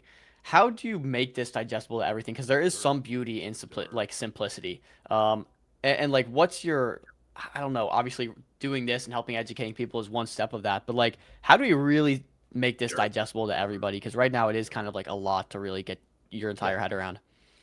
That is so this is one of the things that my focus is on. Like, I've built the thing works. Like it provably works. Like all the smart contracts are working perfectly. You click the button, you mine derp, you get derp, you can do what you want with it then. So yeah, one of the core things I have to work on is making it accessible and simplified. And obviously the mad rush to build it and get it launched so that it can provide that infra is one step, and then making it consumer friendly for everyone is another step. I also quite like that it is a little bit difficult, that there is a little bit of friction. And in all the spaces I've been on, I've talked about how I mined ETH with my dad. We had to set up these Lenovo cubes, and we had to watch temperatures and do overclocking and like make sure that the electricity cost outweighed the cost of the ETH we were mining. So there is like a little friction, and I feel like introducing that to some crypto people who've never felt what it is to mine. Ethereum's on proof of stake, Bitcoin's on thing, but most people aren't going to set up a Bitcoin miner unless they get an old ant miner. So I kind of want to balance out teaching people about mining, but make it simpler to understand. So that's on me. That's something I have to do, and something that I'm actively focusing on doing. Okay, and then my last question I want to kind of go back to with this is we see the floor prices constantly increasing. This will continue to happen. The best thing though that we'd want to see is this continue to accelerate the amount it's increasing. How do we do that? What steps need to be taken for this to, go from this to a nearly vertical line, if that makes sense, hockey stick? To real big green candles printing every Right. single second of the day. That's right. So this is where the third part of the wheel comes in, and that is selling the thing that we inadvertently produce. So if we were just doing mining and the merchant, we would essentially just be cycling the same money. Somebody would be paying to mine it, going to the merchant, somebody could take it out. And there's no outside source of energy, as it were. And when I put this in an analogy, I put it like one of those closed terrariums, where you put in some like moss and you put some water in there, you put some shrimp in there. Like the shrimp eat the moss grow, and the cycle continues. But it only works if you have some sunlight for the moss to photosynthesize and shrimp to eat and blah blah blah and so on. So in our system, we've got mining and we've got the merchant, and those two kind of work to incentivize each other, and they produce this thing called entropy, which is what we then sell back out to third parties through our conductor contract as our pseudo random numbers, and that flows into the merchant. So we provide a service to everybody else, and they use it, and as they use it and consume it and pay the fee to use it, that merchant goes up faster and quicker. So that's where it's not Ponzi'd in a way. It's providing a service and charges for that service, and so that then incentivizes the miners to keep mining because their derp keeps going up, and because they keep mining, they keep producing entropy, which lets third-party contracts keep requesting numbers, which brings the whole thing round in a circle. Got you. Okay, starting to make sense here. Crypto Jones asked a question as well, which I think is prevalent. He goes, so as ETH trends to zero, where it belongs, he's an ETH hater. That's crazy.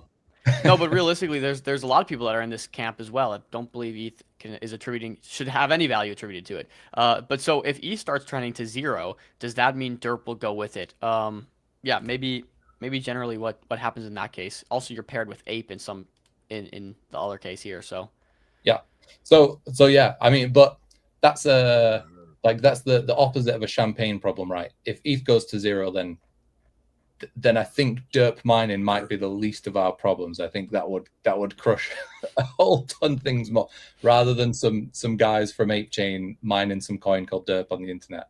But yeah, he's nailed it on. If ETH is zero, then derp is zero.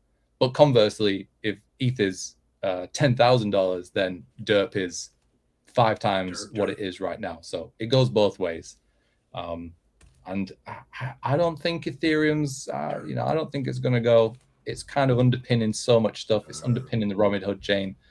Those guys, as I was discussing in a different space, they're a massive Web2 company, right?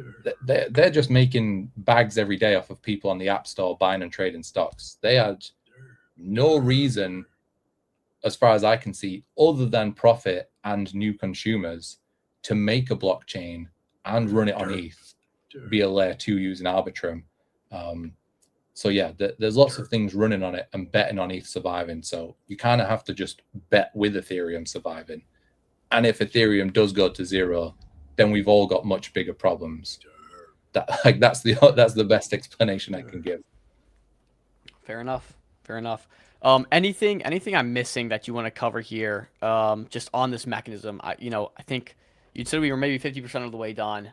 You got all these different tabs here on the top. Anything you want to cover that's important for people to note real quick before kind of moving on towards roadmap and more wrapping thoughts? Yep. So to actually do the mining, you need either a Stonk broker or a Pip-Boy. Pip-Boy is my bridged collection from Apechain, originally called Mine Boys. They were originally mined as well. So they're, as far as I know, the first NFT collection on any chain anywhere that was actually mined using SHA-256 hashing and produced from the hash that they mined. So the traits literally generated on demand from the hash that was produced for the block that created the Mine Boy. So they're just really cool in themselves. Soft shell, I apologize. But it does feed into the thing because obviously you need the Pip-Boy to mine. That's sort of like your hardware cost. If you wanted to go and mine Bitcoin you would have to go buy, you know, whatever the latest S9 ant miner is or something. Pit boys and stonk brokers are your mining hardware. And then there's a loop in there that I'm using to bootstrap the merchant and give rewards to owners of pit boys, which is to activate them as a derp boy. And it's a similar setup to how you activate a stonk broker, except it works to keep feeding derp back into the mines so that the supply, the circulating supply, stays relatively constant, which means we can supply entropy, you know, indefinitely. We never have like a shortage of derp where we've run out and we're not mining anything. So I'm constantly shoveling derp back into the mines.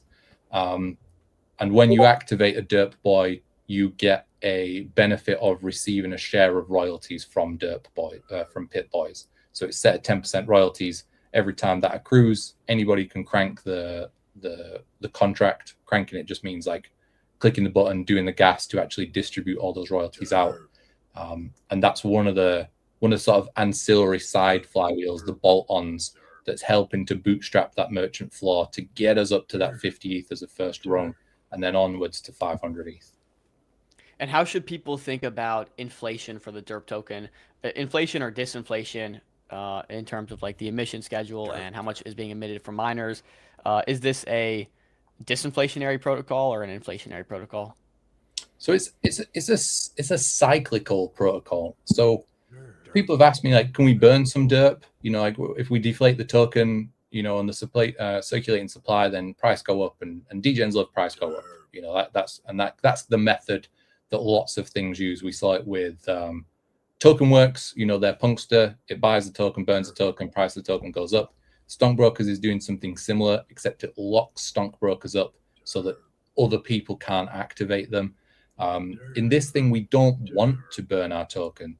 What we want is to create a sort of net zero emission where the same amount flows back into the mines to be remined, to be resold as numbers and as entropy, and keep it at essentially a 10% circulating supply, which after 7 days, after 10 million transactions, it pretty much is.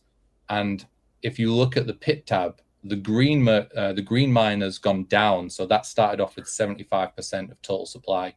It's now down to, I think, like 71 or 72%.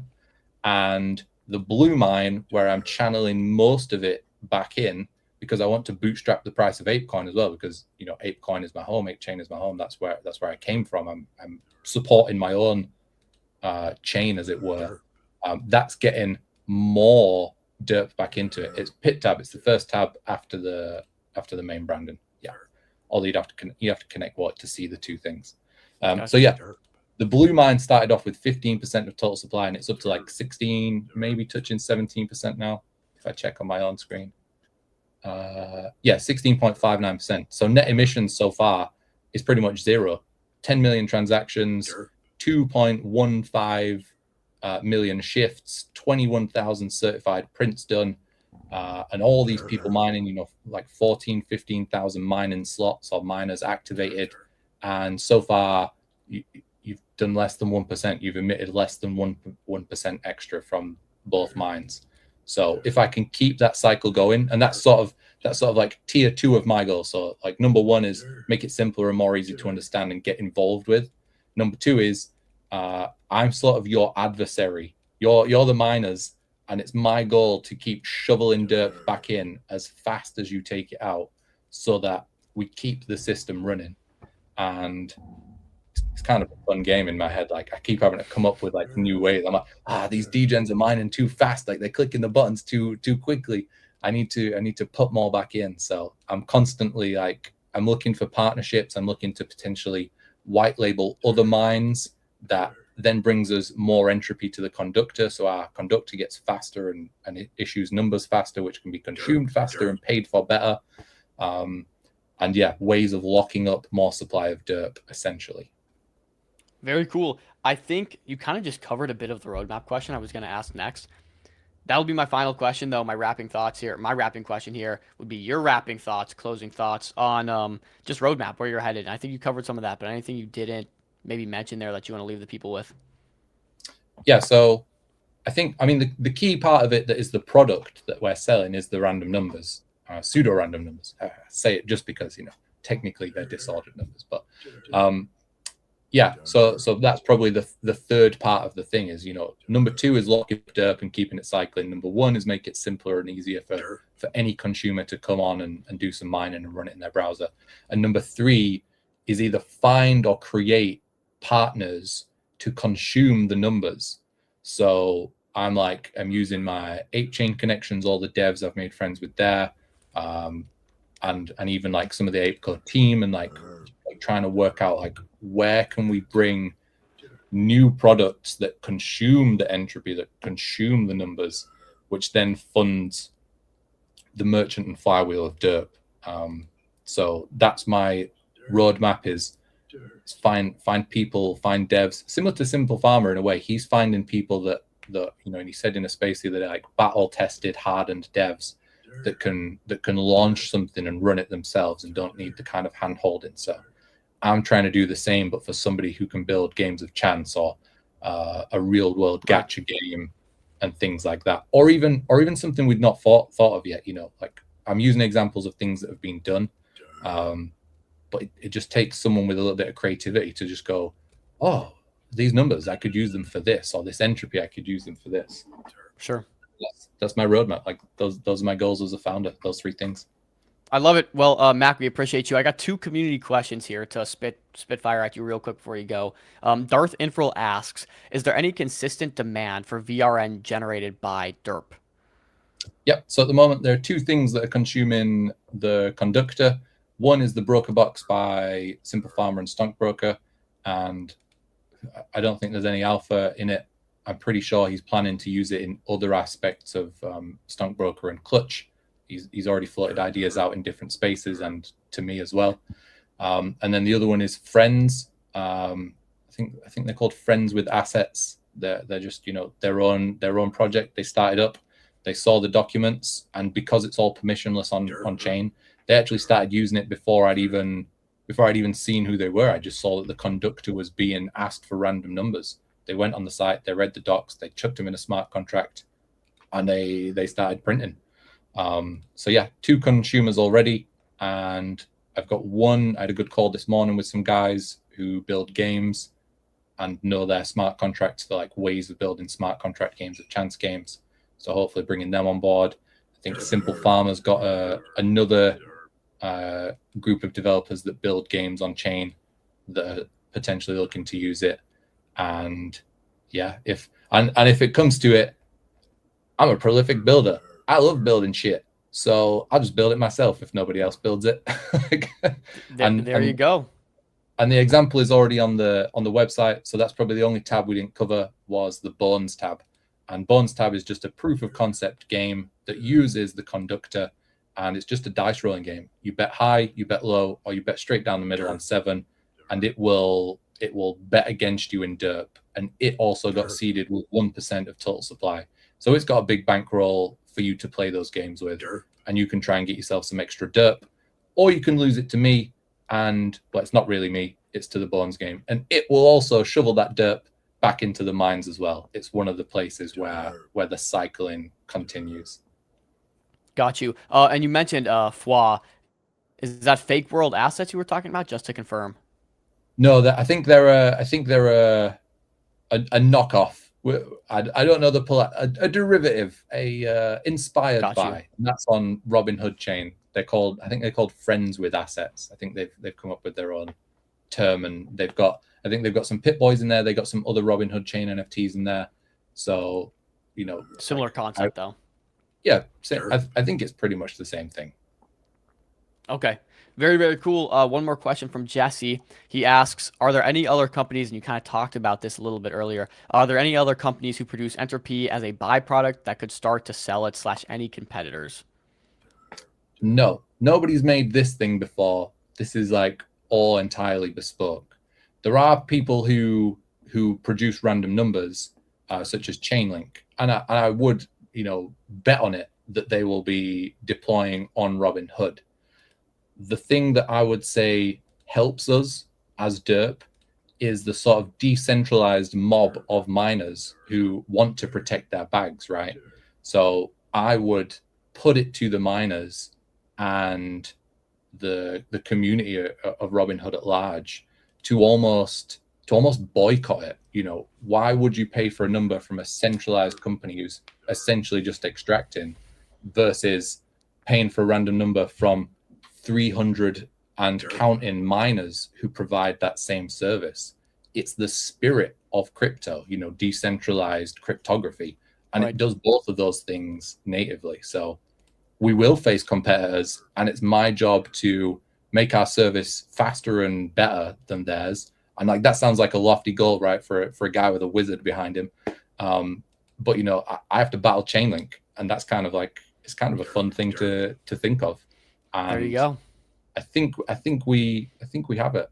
In terms of other people launching something similar, or even, you know, right-click saving the contracts and starting from fresh, they would have to seed all of the value that we already have. They would have to seed merchants. They would have to seed liquidity pools. They would have to catch up just by sheer force of economics. So it's not impossible. And obviously there's people with way bigger bags than me out there in the world. But is it economically viable to try and, like, you know, is it economically viable to try and be Pepsi versus Coca-Cola? You know, we're Coca-Cola, we're here first, we're original. If Pepsi want to try and come along and also make Coca-Cola, like, we'll see how that battle goes as well. There you go. You heard it from the man himself, Uncle Mac. We appreciate you coming on, giving us the full scoop of derp. There's a lot there. It's probably something I'm going to have to go and watch back to fully understand again. But we appreciate you, you know, sharing your time on here to break it down for us. No, guys. I appreciate it. Thanks so much. Thanks for having me. See you, Mac. Peace. Thanks, Mac. Alrighty. Chill. Takeaways. TLDR. Thoughts. Feelings. It was a lot to digest there, but I like the idea. Perpetually going. That was the first part. Yeah, I mean, that's the first part. I mean, look, green candles are the best marketing in crypto. We all know that. Nice novel mechanics. Dude, are you still hearing the derp? I'm still hearing the derp. Was that you? No derp coming from my end. I hope not, dude, unless they've infected me. Dude, I literally was just talking and I heard derp and I was like, oh no. Is this gonna be a thing now? But no, somebody just has derp sounds going. Jeez. We permanently become a derp shill. I'm down actually. No, derp sounds nice. I think it is one of the ones I'm gonna have to like rewatch though. I mean, like at the beginning, like I don't know, guys. You guys saw me kind of go in and out with that interview chat. Like I had some technical issues. I had to restart my computer. Missed a little bit of the first part of the interview. So I'm trying. Like I missed a little bit of it, but from what I did hear, pretty good protocol. And excited to see what they do in the future. Cool. We got a lot to cover today. Bro, oh my gosh, it's in your mind, dude. It's in your mind. Derp's gone to the derp movement. But talk me through, bro. We got a lot to talk about. What do you want to cover? We can cover some of the Pump Fund Ace projects first. See if they're catching a bid from the Pump Fund Pump we're seeing. We can talk about the creator CCM, creator capital markets. Rasmir's pumping. I think we saw, obviously, Ansem came first. Now we're seeing Rasmir pumping. I think we saw, what was it, Mitch maybe cashed some bids. But what was the other one that got bid up to 20 million earlier today? Cupsy got bid up to 20 million earlier today. You want to talk about that, or where do you want to start? All right, guys. So chat, there's a lot to talk about. So there is the Uniswap. There's the Uniswap. Let's maybe start there. I think let's start with the Uniswap. See if, because there's a ton of news out there on that. Let's start there. Let's go Pump Fund Ace Round projects, creator coins, because I definitely want to hit that. And then we'll just riff from there and just cover whatever. So I'll share this chart here, and I failed to share this with you guys earlier this week, but here is what I wanted to share with you all. Boom. So here is the at least this was on August this was on August 3rd. I'll add some caveat. I think we have seen positive ticks up though in the last 2 Yes. days. Yes. And in fact, what I can do is instead of showing a tweet, I can actually go to Dune dashboard and look for I can look for that on Dune dashboard itself because I have it in my favorites. So I'll pull that up in a second, but just to kind of just give us a little bit of context here, this is essentially what the charts were looking like on Robinhood a few days ago as far as volume. And I'll go ahead and share my tab now. Here is the updated numbers on Robinhood. Let me go all the way up for the DEX volume. As you can see, the DEX volume is right here. I can maybe open that up in a tab real quick so we can see that.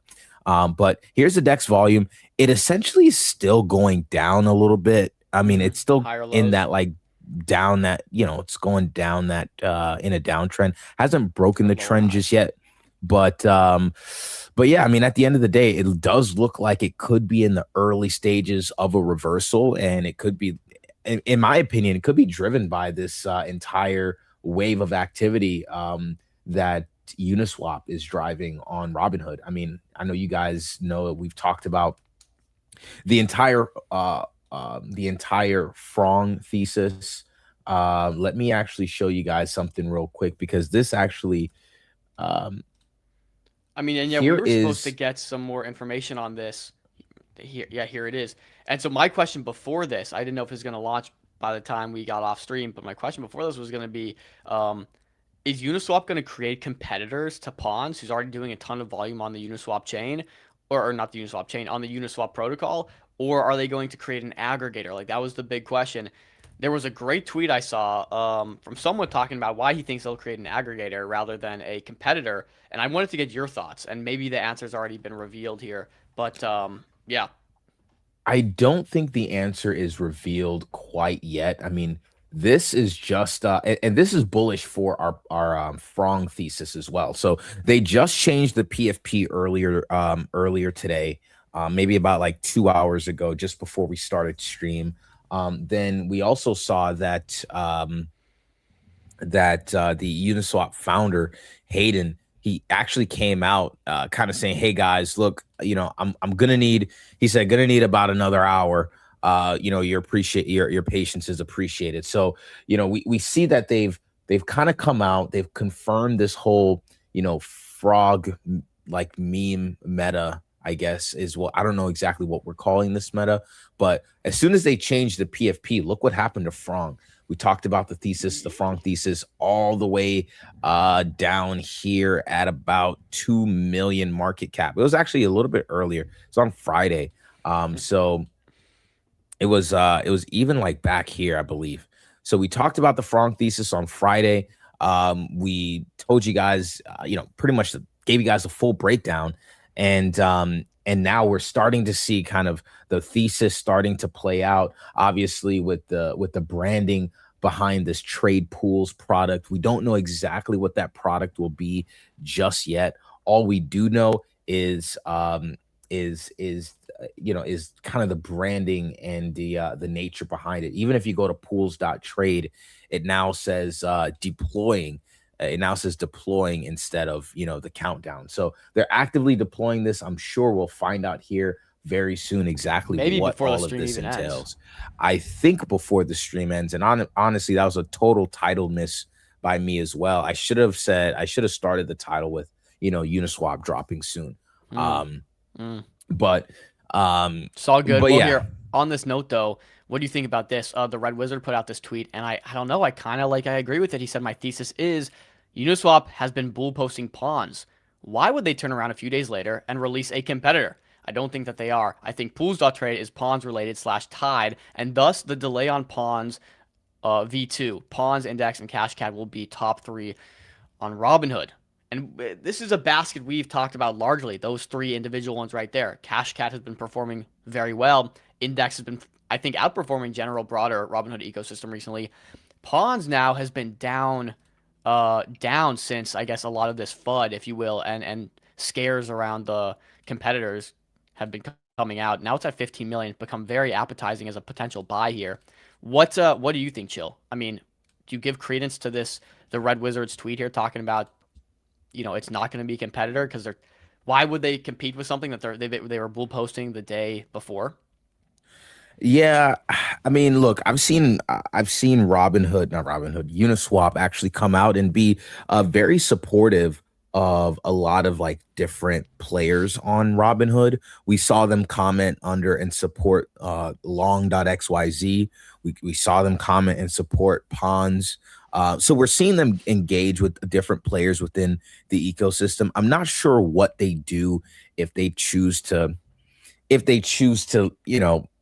become a full-fledged competitor, or if they maybe choose to slow down a little bit and just become an aggregator to allow other people to compete. I honestly, I don't have an opinion. I'll share with you one other thing. Just to add a little bit of a caveat. It would just be a little cannibalistic to come out and compete. So a lot of people were also saying that if Uniswap comes out with a launch pad, it kind of helps those OG EVM traders, those EVM native communities to actually realize that, hey, it's actually not a bad thing to launch a token and kind of normalize the behavior. But we see that they're already coming out with two different concepts. So we looked into the Frong thesis, right? That's a bonding curve sort of launch pad style. Who knows? Maybe they come out with both. Maybe they say, hey, look, we're going to come up with an aggregator of all the launch pads. But if you do want to launch on Uniswap, here's a token factory or a launch pad product that you can use to launch natively with us as well. They added themselves in the Launchpad tab. Let's go right to Uniswap real quick, because the other thing is they're building a different product. There's a different product as well. There's a CCA, an auction style product, where I believe it is you can buy in all at the same price until it fills. But Unicash, you guys saw me post about Unicash yesterday. Unicash was the first successful auction on that was launched on Uniswap. So real quick, let's go to explore. And then here on this too, Chill, while you're doing this, is this a sell the news event for Frong? Right, we got the change of PFP. Everyone's kind of waiting, anticipating what's going to go on. In my opinion, what I've seen is this kind of leads to a sell the news event. And Frong, as far as I'm aware, it's just a meme kind of proxy to this whole attention vector. Is this a sell the news event? Like, I don't really see how attention peaks after this announcement is up and moving. So that's what we were talking about in the Discord as well. Like, I basically said, look, this is either sell the news or like they like crime it to continue with the attention.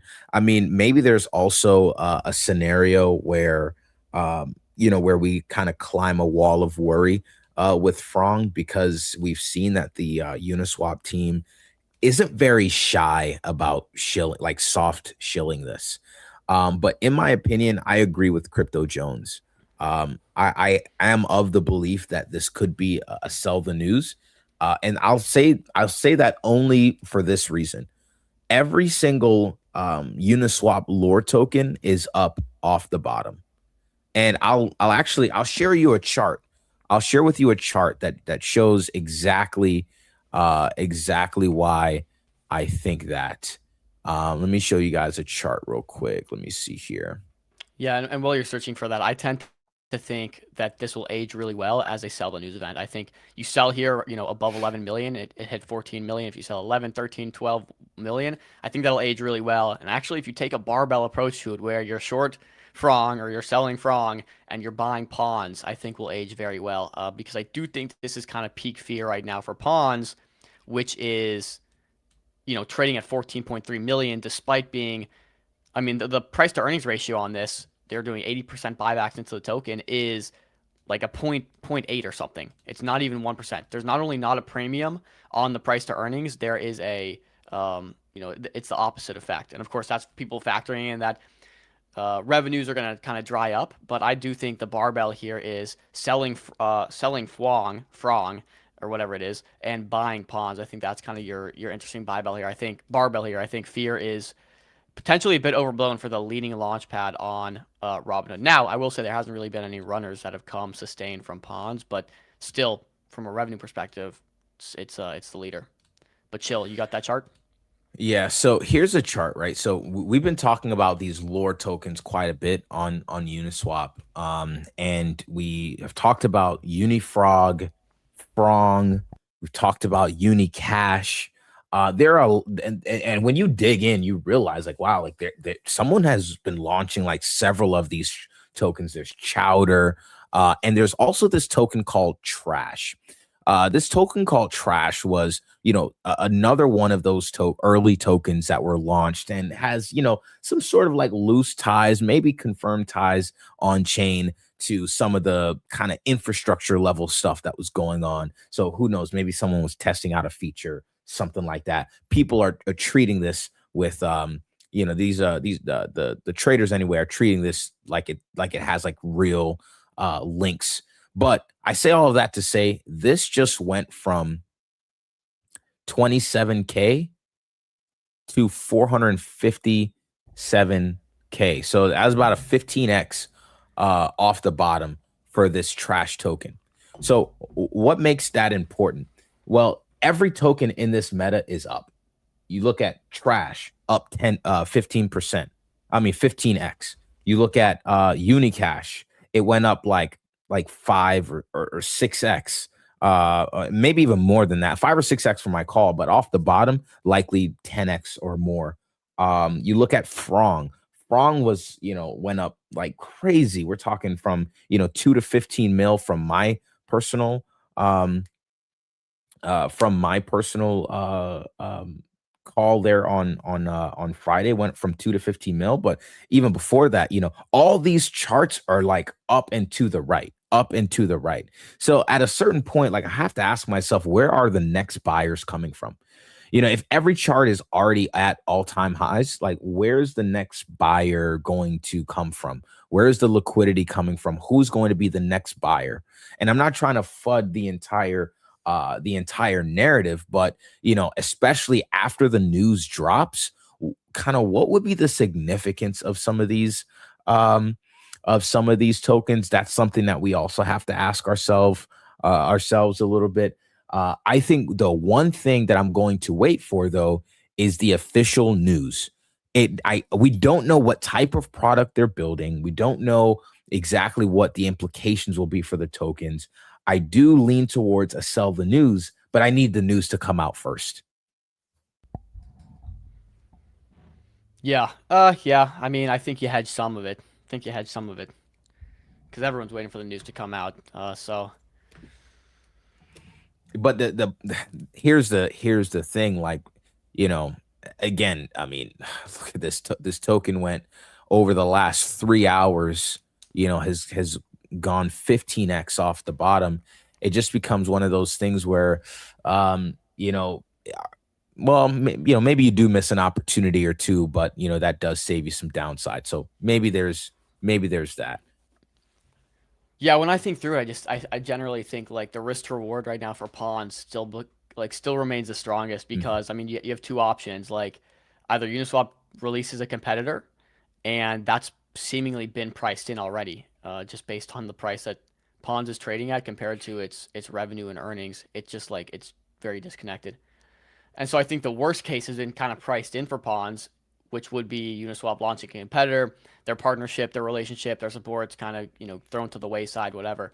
Whereas the upside is, I think, like there is some collaborative effort there. And they do highlight an aggregated set of launch pads. And of course, Pawns would be the leading one there. So I think, like, again, from a risk to reward standpoint, I think Pawns becomes the best risk to reward based on the chart being pretty much perpetually down only for the last couple days, trading at a very tight price to earnings ratio, right below 1 year's run rate.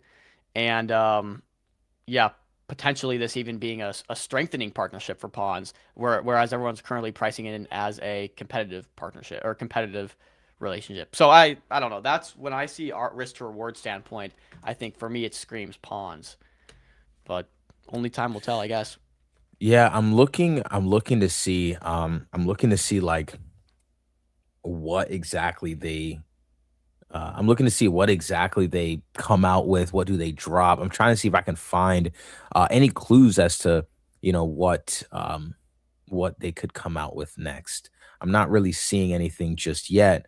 But again, I think Uniswap is a very, very smart team. Obviously, they've stayed alive this long, and they're generating like several million in fees per day right now with Printing. with everything happening on Robinhood. A lot of that is driven by all of the different launch pads that have come out, and so it wouldn't make sense for them to basically shoot themselves in the foot by eliminating their competition. It would make much more sense for them to collaborate. But also, though, here's why I also kind of have to. This is why I go back and forth on the Sell the News event. It's also in their best interest to keep all of this going, right? Like all of these lore tokens with on-chain connections to Uniswap, like this all drives volume Tons of for Uniswap. So it would behoove them to keep this going, keep the degens, keep the music, keep the degens trading, keep the music going. Let's keep this thing humming along. For the sake of my bags, Uniswap, let's keep it going. Nah, makes For sense. the sake of my bags. What about Cash Cat, man? Cash Cat's off a really nice pump. It's a I'm great not looking gonna chart. lie. Bottom ticked that, bro. Oh, yeah. Bottom ticked Cash Cat. Let me actually pull the chart up real quick for you guys, and we can it's we can up, take a look. Yeah, it's up 200% from the lows, give or take. Bro, I told you guys the exact. I literally tweeted about it right here. Literally tweeted about it right there. And I said, look, very simple. Head and shoulders, number one meme, deep value territory, about to break out. Just don't overthink it, man. And so, like I said, we're gonna climb this wall of worry. And while Cash Cat was pulling back, the Robinhood ecosystem was still humming along. Still ton of opportunities on chain if you were really looking. But as Cash Cat hits new all-time highs, oh my God, the amount of opportunities that we'll have on chain will start to multiply. And so this is where like literally it's no sleep season for me, bro. And that's why I started this stream by saying like, dude, I am freaking swamped. I'm not sleeping a lot. Trying to get sleep in where I can, but I'm trying out new platforms. I'm digging on chain. I'm trading with the Discord. I'm locked in with the stream. I'm posting content. You feel me? Like I'm fully locked in because the opportunity is here and now. If you've been watching this stream for the last year, you know exactly the vibes that it's been like on chain where, things get sold off, narratives start and then they stop 2 days later. But I mean, this is the longest ecosystem like hot streak we've had in a long time. And I want to take full advantage of it. The Last Werewolf, what site is Chill using to see all Shout out to launches? Twitch viewers, by the way. Yo, shout out. Yeah, you're right. The Last Werewolf. The Last Werewolf, you actually look super familiar. Your PFP. You're on Twitter somewhere. You're on Twitter somewhere, but you're choosing to watch us from He's come in and viewed on Twitter, I think, in the past. So shout out to The him. Last Werewolf. What are you, but where, I where think are you what are you using here? Because I'm just on GMGN when I'm looking at new pairs. yeah, honestly, I'm to be honest, bro, like I'm scraping Twitter. I'm freaking scrubbing Twitter. Yeah, Twitch TV is always on. Oh, solid. Nice. Yeah, what site am I using to see all the launches? There's the thing is like there's not really one place I'm going because there's number one, so many new launch pads. There's so many like even the Uniswap UI, like that wasn't even fully put together to like track all of these launches. So for the first time in a long time, I actually went on Robinhood Scan to like look at some of this stuff. So to be honest, I'm really taking advantage of Twitter. On Twitter, you have these low follow alpha accounts that they on-chain sleuth much better than I can.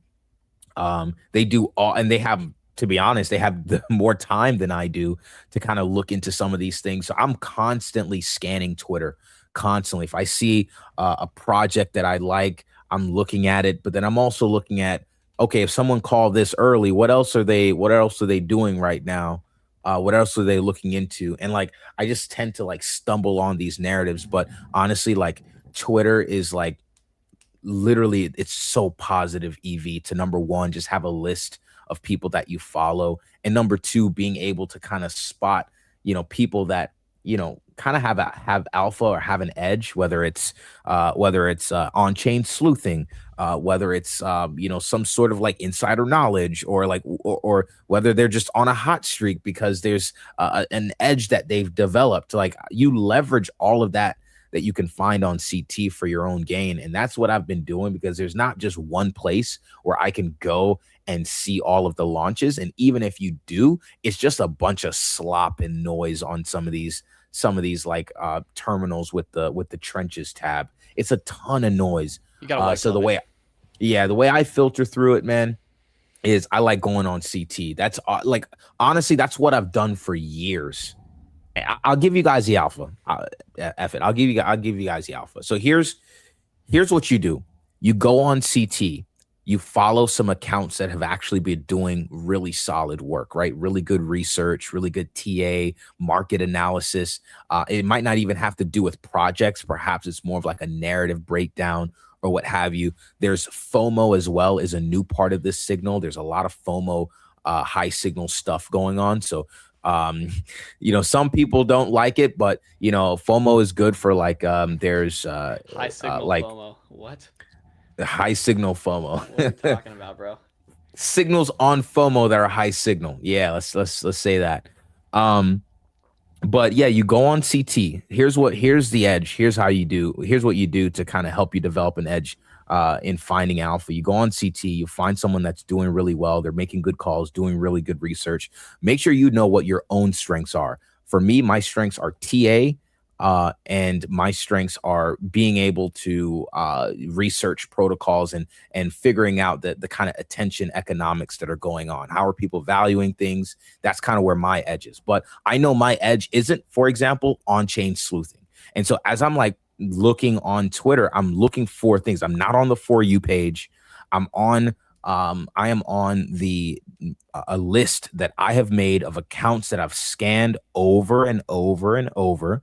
And I've built up a list of about 106 different accounts that I follow. And I make sure that I stay tapped in with what these accounts are doing. And then I'm also paying attention to who's in their replies. What are those people in the replies shilling? Is it something that played out? Did I miss that? Okay, if I missed it, I'm going back to see what are they doing now. And a lot of times you tend to stumble on these different narratives, even while I'm researching other projects. Like I was researching Wallet, for example, stumbled on an account that does insane on-chain sleuthing. And because I know that's a weakness of mine, I kind of include that into my list of people that I keep up with.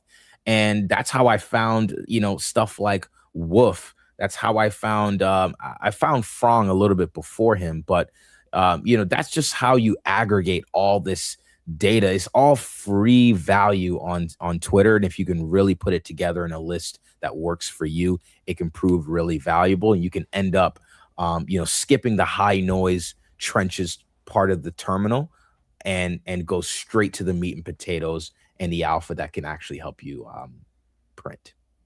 And then alpha groups too. Discord, yeah, Twitter, or Discord, Telegram. But yeah, I think Twitter is actually plus EV if you have it curated, right? People sleep on it, bro. And I'll say this, being in a community is probably one of the best things that you can do. I was talking about more so from a point of view of starting from scratch. You're like, you have no community, you have no one that you can connect with, you have nothing, no network. That's how you build your network. And to be honest, what I did at first was reach out to these people, talk with them, ask them about their different their different trading strategies, like, provide some sort of value to them. And then from there, you start to build up a network, and eventually you might find yourself in someone's group chat or in someone's Discord community. And that's where you can start to pull some of this information together. You have to be careful about which groups you follow, though, because some groups is just mad noise. You read all the messages, you look away for 5 minutes, and you look back, it's like 300 more messages. And there's just no way you're going to keep up if there's just like random slop and noise in the group chat. So finding a high signal community that you can be in, MCG Discord, you can actually, be beside like-minded traders who want high signal alpha. And it's one thing to hunt on your own and scrape CT or scrape Onchain or look through high volume charts with good setups. It's one thing to do that on your own, but it's a completely different thing to have 400-500 people. Maybe it's only 50. A lot of times, what I've done, I've started with 10 people in a group chat. Dom knows I've started with sometimes just 5-8 people in a group chat real quick, just to we start there and we just like lock in, and you have 5 people that are just absolutely cracked and insane and want to make it, and you're on chain 24/7. And that builds up to, that builds your experience, that builds your edge, that builds your kind of sixth sense as to what you see might happen or might take off. And eventually you'll find yourself just around like-minded people in a high signal community that can really drive value for yourself and for others. TLDR, there's no place to view all the launches like aggregated from the launch pads. Best thing you can do is custom make deck screener lists, have them look at them, and like Chill said, to get those projects to add to those lists, that's the steps to do it. So hopefully that answered your question. Yeah, that was kind of long-winded. I really do apologize, but I'm gonna go ahead and clip that up. It's good stuff. Yeah, when you guys ask these questions, it's like the answers aren't just like a straight up, oh, like that's a platform. Like it's actually a principle to live by versus just a straight up answer. You know what I'm saying? It's a principle behind it that, allows you to build on top of it and develop your trading system. That's really all it is. Right. Yes, Ave, I see solo news. We will get to that. Are we good on Robinhood then? I think we covered some good stuff there. What do you think? Oh, wow. Nice, Last Werewolf.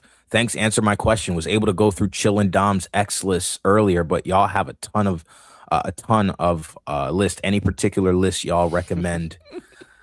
I mean, I got a whole monitor for all my lists over here I look at constantly.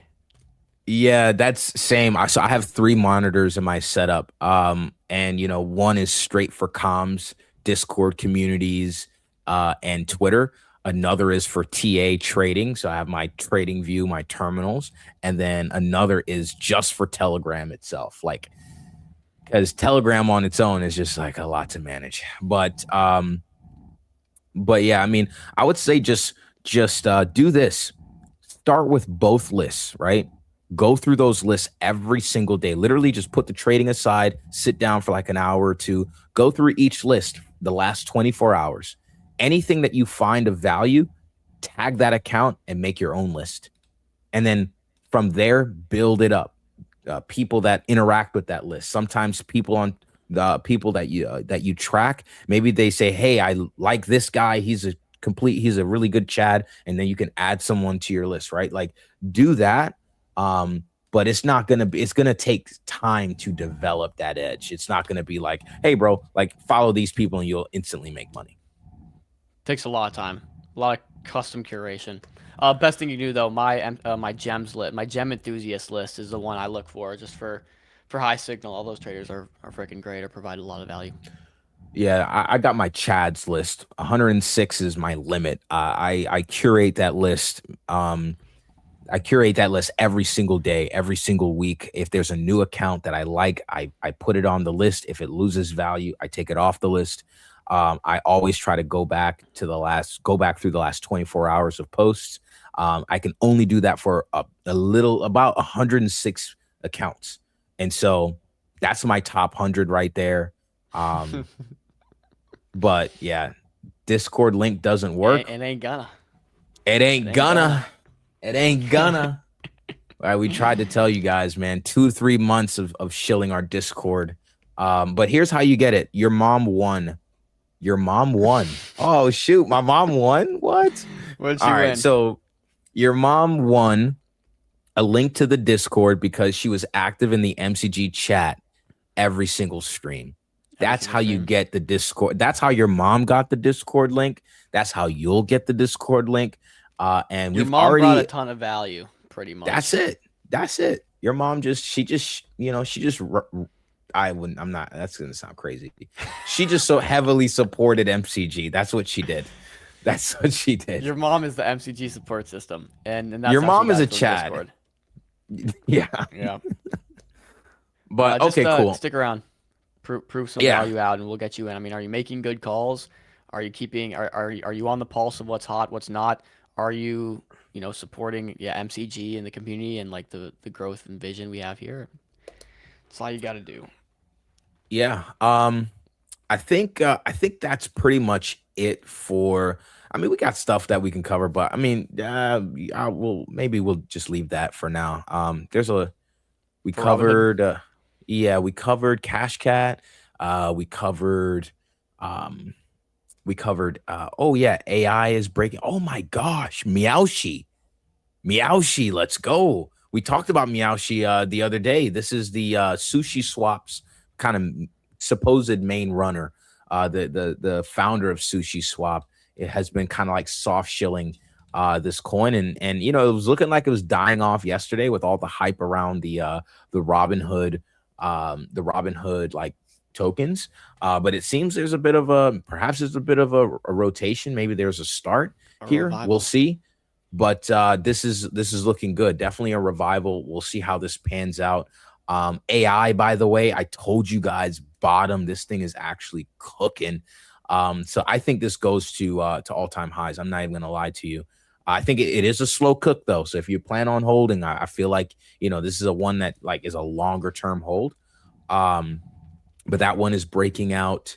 And that's pretty much it. I mean, we talked about the wallet thesis quite a bit. We talked about Cash Cat. We talked about Woof. This one's actually deployer related to the SHIB deployer. And the Onchain seems to be like much more credible than some of the tokens connected to the SHIB deployer in the past. So that's kind of why it's also like these me. charts are just holding up so much nicer than Solana has. Yes. Like Solana charts have. I mean, like, yes, these are big pullbacks, so not your typical EVM chart, I guess you could say, but they're lasting multiple days is the difference here. Yeah, and the reality is, bro, EVM communities and EVM native traders, they trade differently. They're willing to hold for the longer term. We've noticed that on many other EVM ecosystems. Mainnet operated like that, Base operated like that, and now we're seeing kind of this playing out on Robinhood as well. Yesterday we talked about the demographic of traders. And I think actually I need that. I want that from Friv, actually, that clip. I think I want that to post, but the demographic of traders on Robinhood is very, very different than what we've experienced. It's very different than what we experience on Solana. So that's why some of these charts are holding up really well. Yeah. Totally agree. right. Maybe even to like stay on the ETH, but jump from Robinhood a bit. Like, I'm not sure if you saw this, and people are posting about it. Guys, I think this is a big old nothing burger here. I think the Solana proposal, great proposal. Big if passes.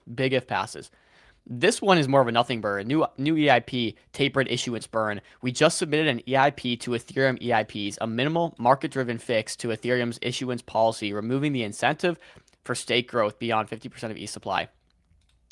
I think how I understand this and interpret this is, right, like it's very beneficial if it works, and that would, the only way for it to work is that 50% of Ethereum needs to get staked. Never happening. This will never, ever, ever, ever happen. right? It's like it's not possible. 50% of ETH is not going to get staked ever. Your most successful Ponzi's and protocols in the world have never even kind of sniffed that number. So it's never happening. I mean, I can read through it, but I think it's honestly just like kind of a nothing burger here. But I'll get general idea because I don't know too much about it. I just know like it requires a lot of ETH staked, and it's just not going to happen.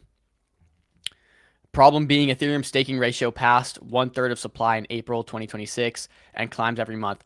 Under the current curve, yield never drops below 1.5%, even with all ETH staked. The incentive to stake never switches off. Where does it stop? It doesn't.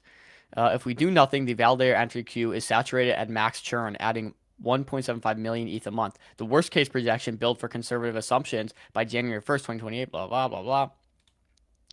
Blah, blah, blah. Why it matters. The fix. At each epoch, deduct and burn a fraction of each validator's idealized duty rewards.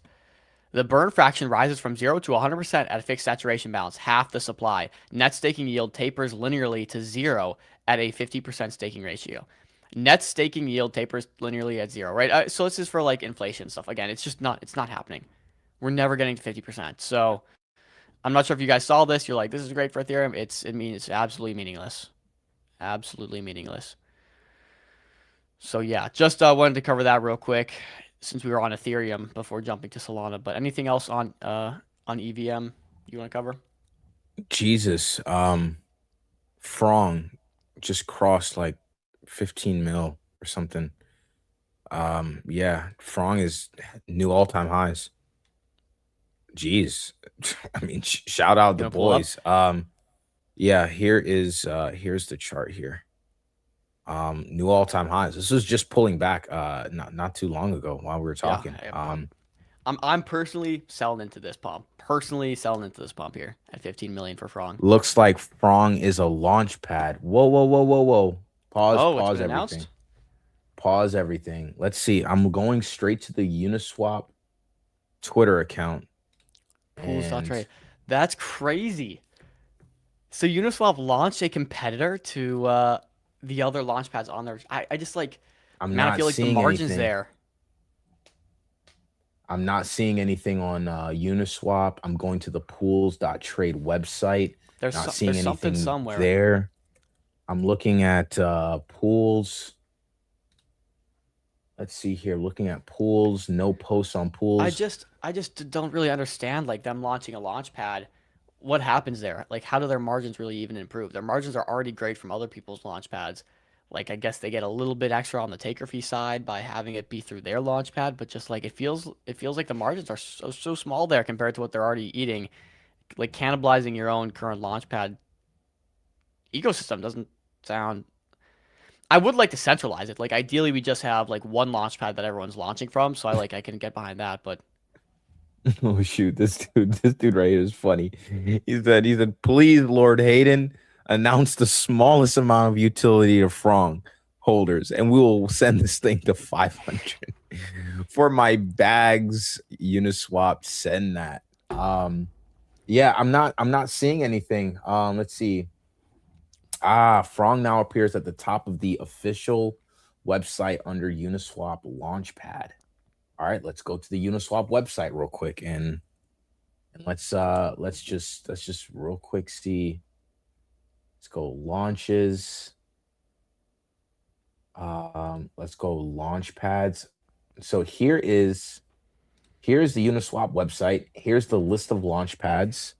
Uniswap website, list of launch pads. I don't see that. I'm not seeing that here. So I have no idea. Potential KOL buy that pushed this thing.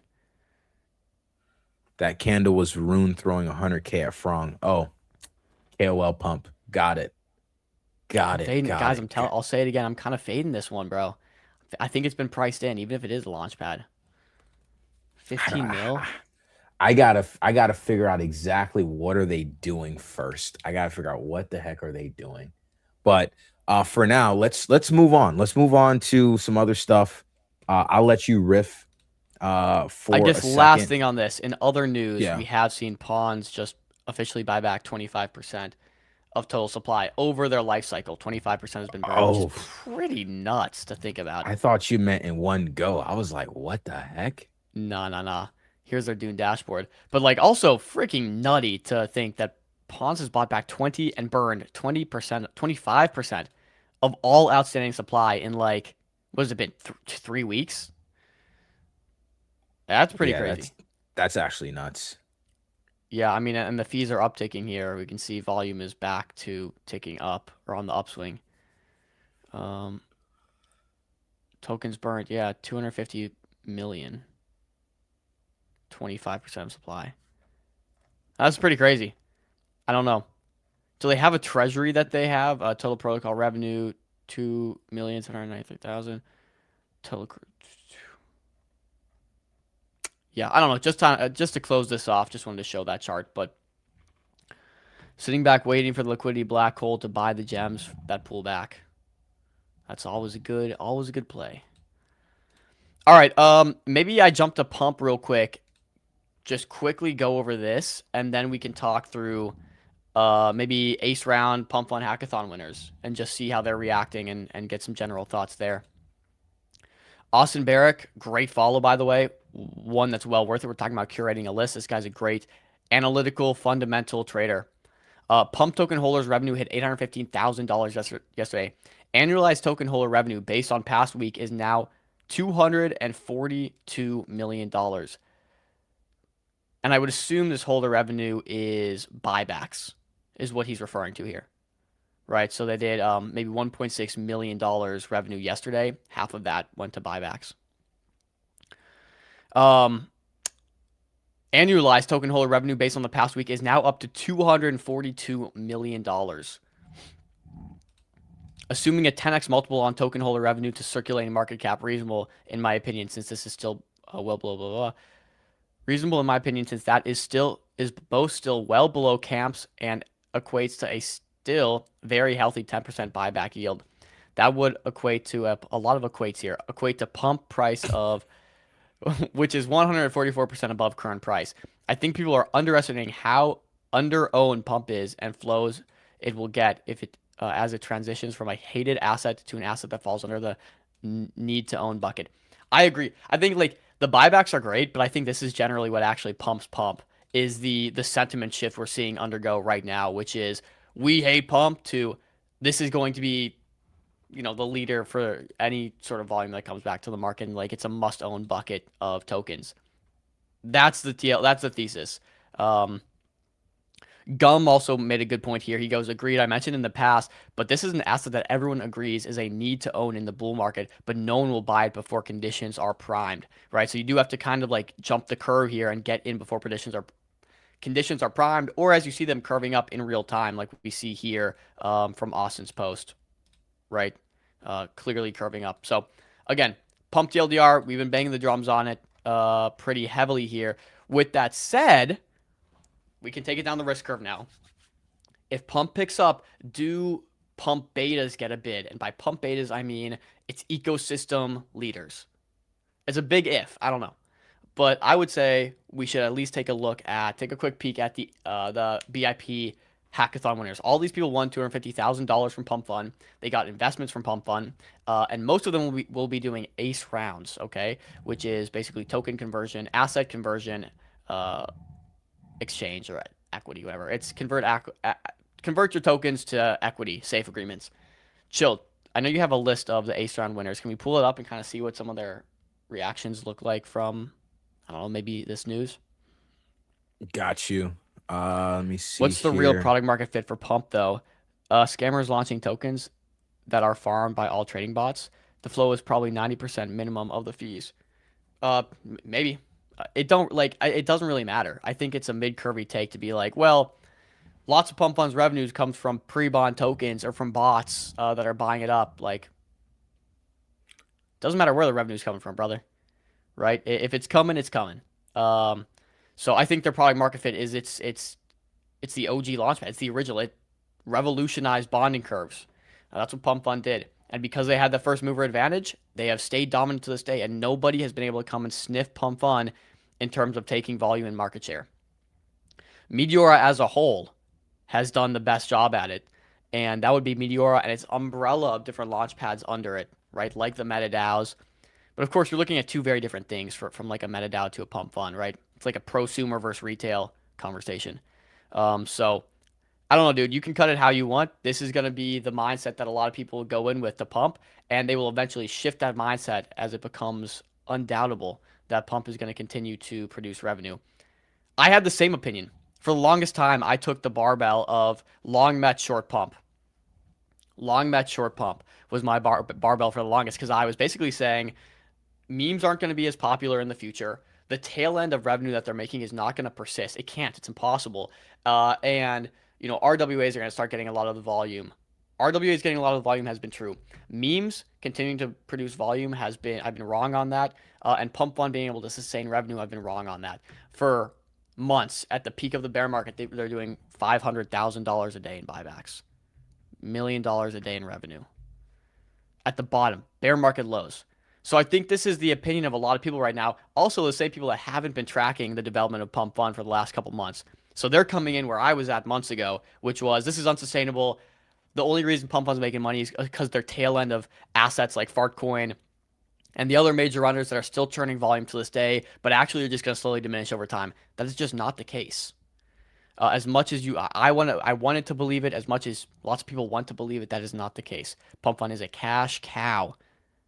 Numbers are ticking up. You see the chart right in front of you, right? Numbers are ticking up. Meme coins are going nowhere. Pump Fund is the leading launch pad. No one's going to touch it.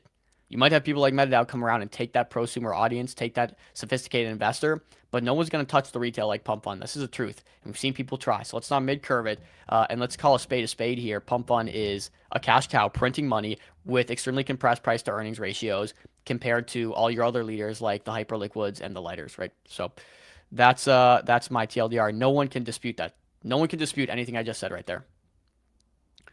There's many competitors that are valued at low price to share multiples. There's many companies that are valued at low price. Okay, but you can't name any. I don't disagree. There are many companies valued at low price to shares multiples, but you have to ask yourself why. Like, what's the trend of their revenue? Is the revenue trending down? Okay, well then their price to shares multiples don't matter at all because they're downtrending in revenues. That's diminishing. That is not the case for Pump Fund. Right, you're trading growing multiples, growing revenues. For whatever reason, maybe mid-curve, but all the fees are algo farms. I think I generally disagree with that notion. But even if a large majority is algo farms, it's still a cash cow and it has been for a year and months and months and months. Right? Like, why would you refute the numbers? Why would you? Men lie, women lie, numbers don't, right? It's just like, it's irrefutable. I love when you say that. It's irrefutable, right? You can't argue with it. You can't argue with it. So whether it's algo farms and what's the thesis there? Then the algo farms just suddenly turn off all of a sudden? Why would they? The algo farms aren't doing it because it's unprofitable for them. If the algo farms are being profitable, doing whatever kind of algorithmic farming or trading that they're doing, they're going to continue to do so. So yeah, and just a bit of something to add on to that as well. Can you pop my screen up? Here's a Dune dashboard that just kind of looks into everything Pump Fund. There was an Atom Tech Dune dashboard for Pump Fund, but I can't find it at the moment. I thought it was on my favorites, but anyway, so they have almost 500 million in terms of token buybacks. Obviously, you see the revenue numbers here, and if I dare say that this is starting to curl at this point. So obviously that would kind of support, like, if volume comes back, everything is on Pump Fund, then, obviously that would lead to revenue for Pump Fund as well and more buybacks of the token.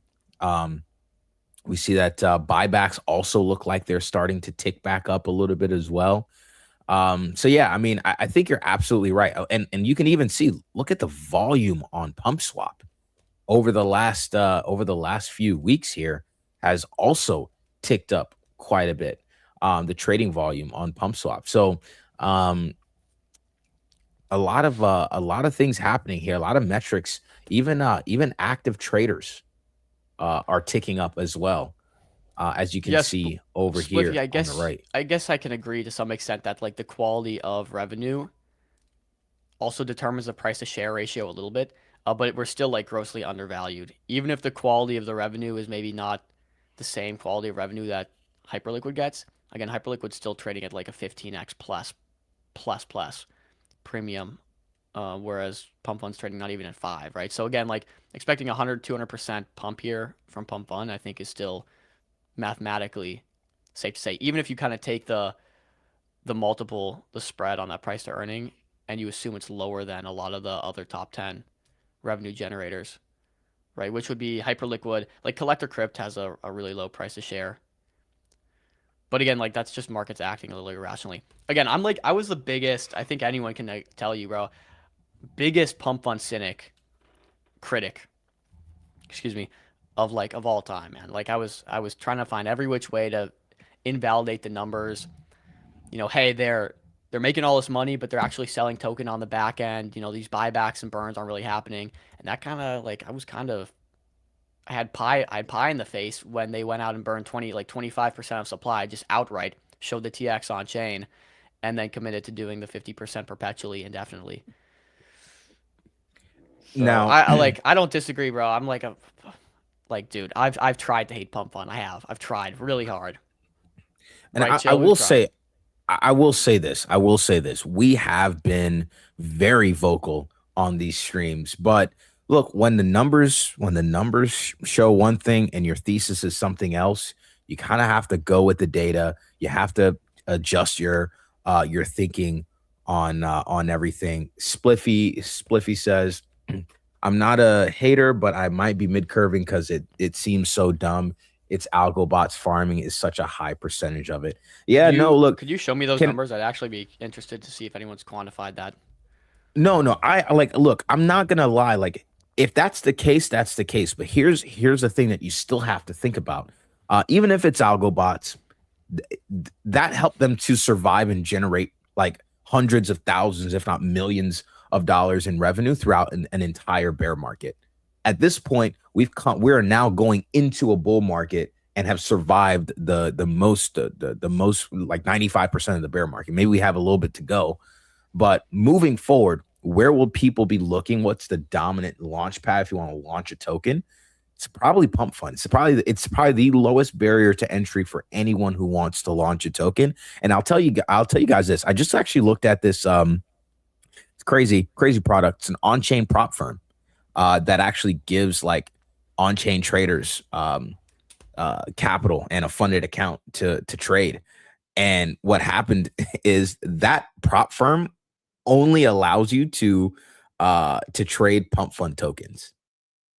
So I say all of that to say, when you think of the products that are being built, when you think of trading on Solana, you think of Pump Fund.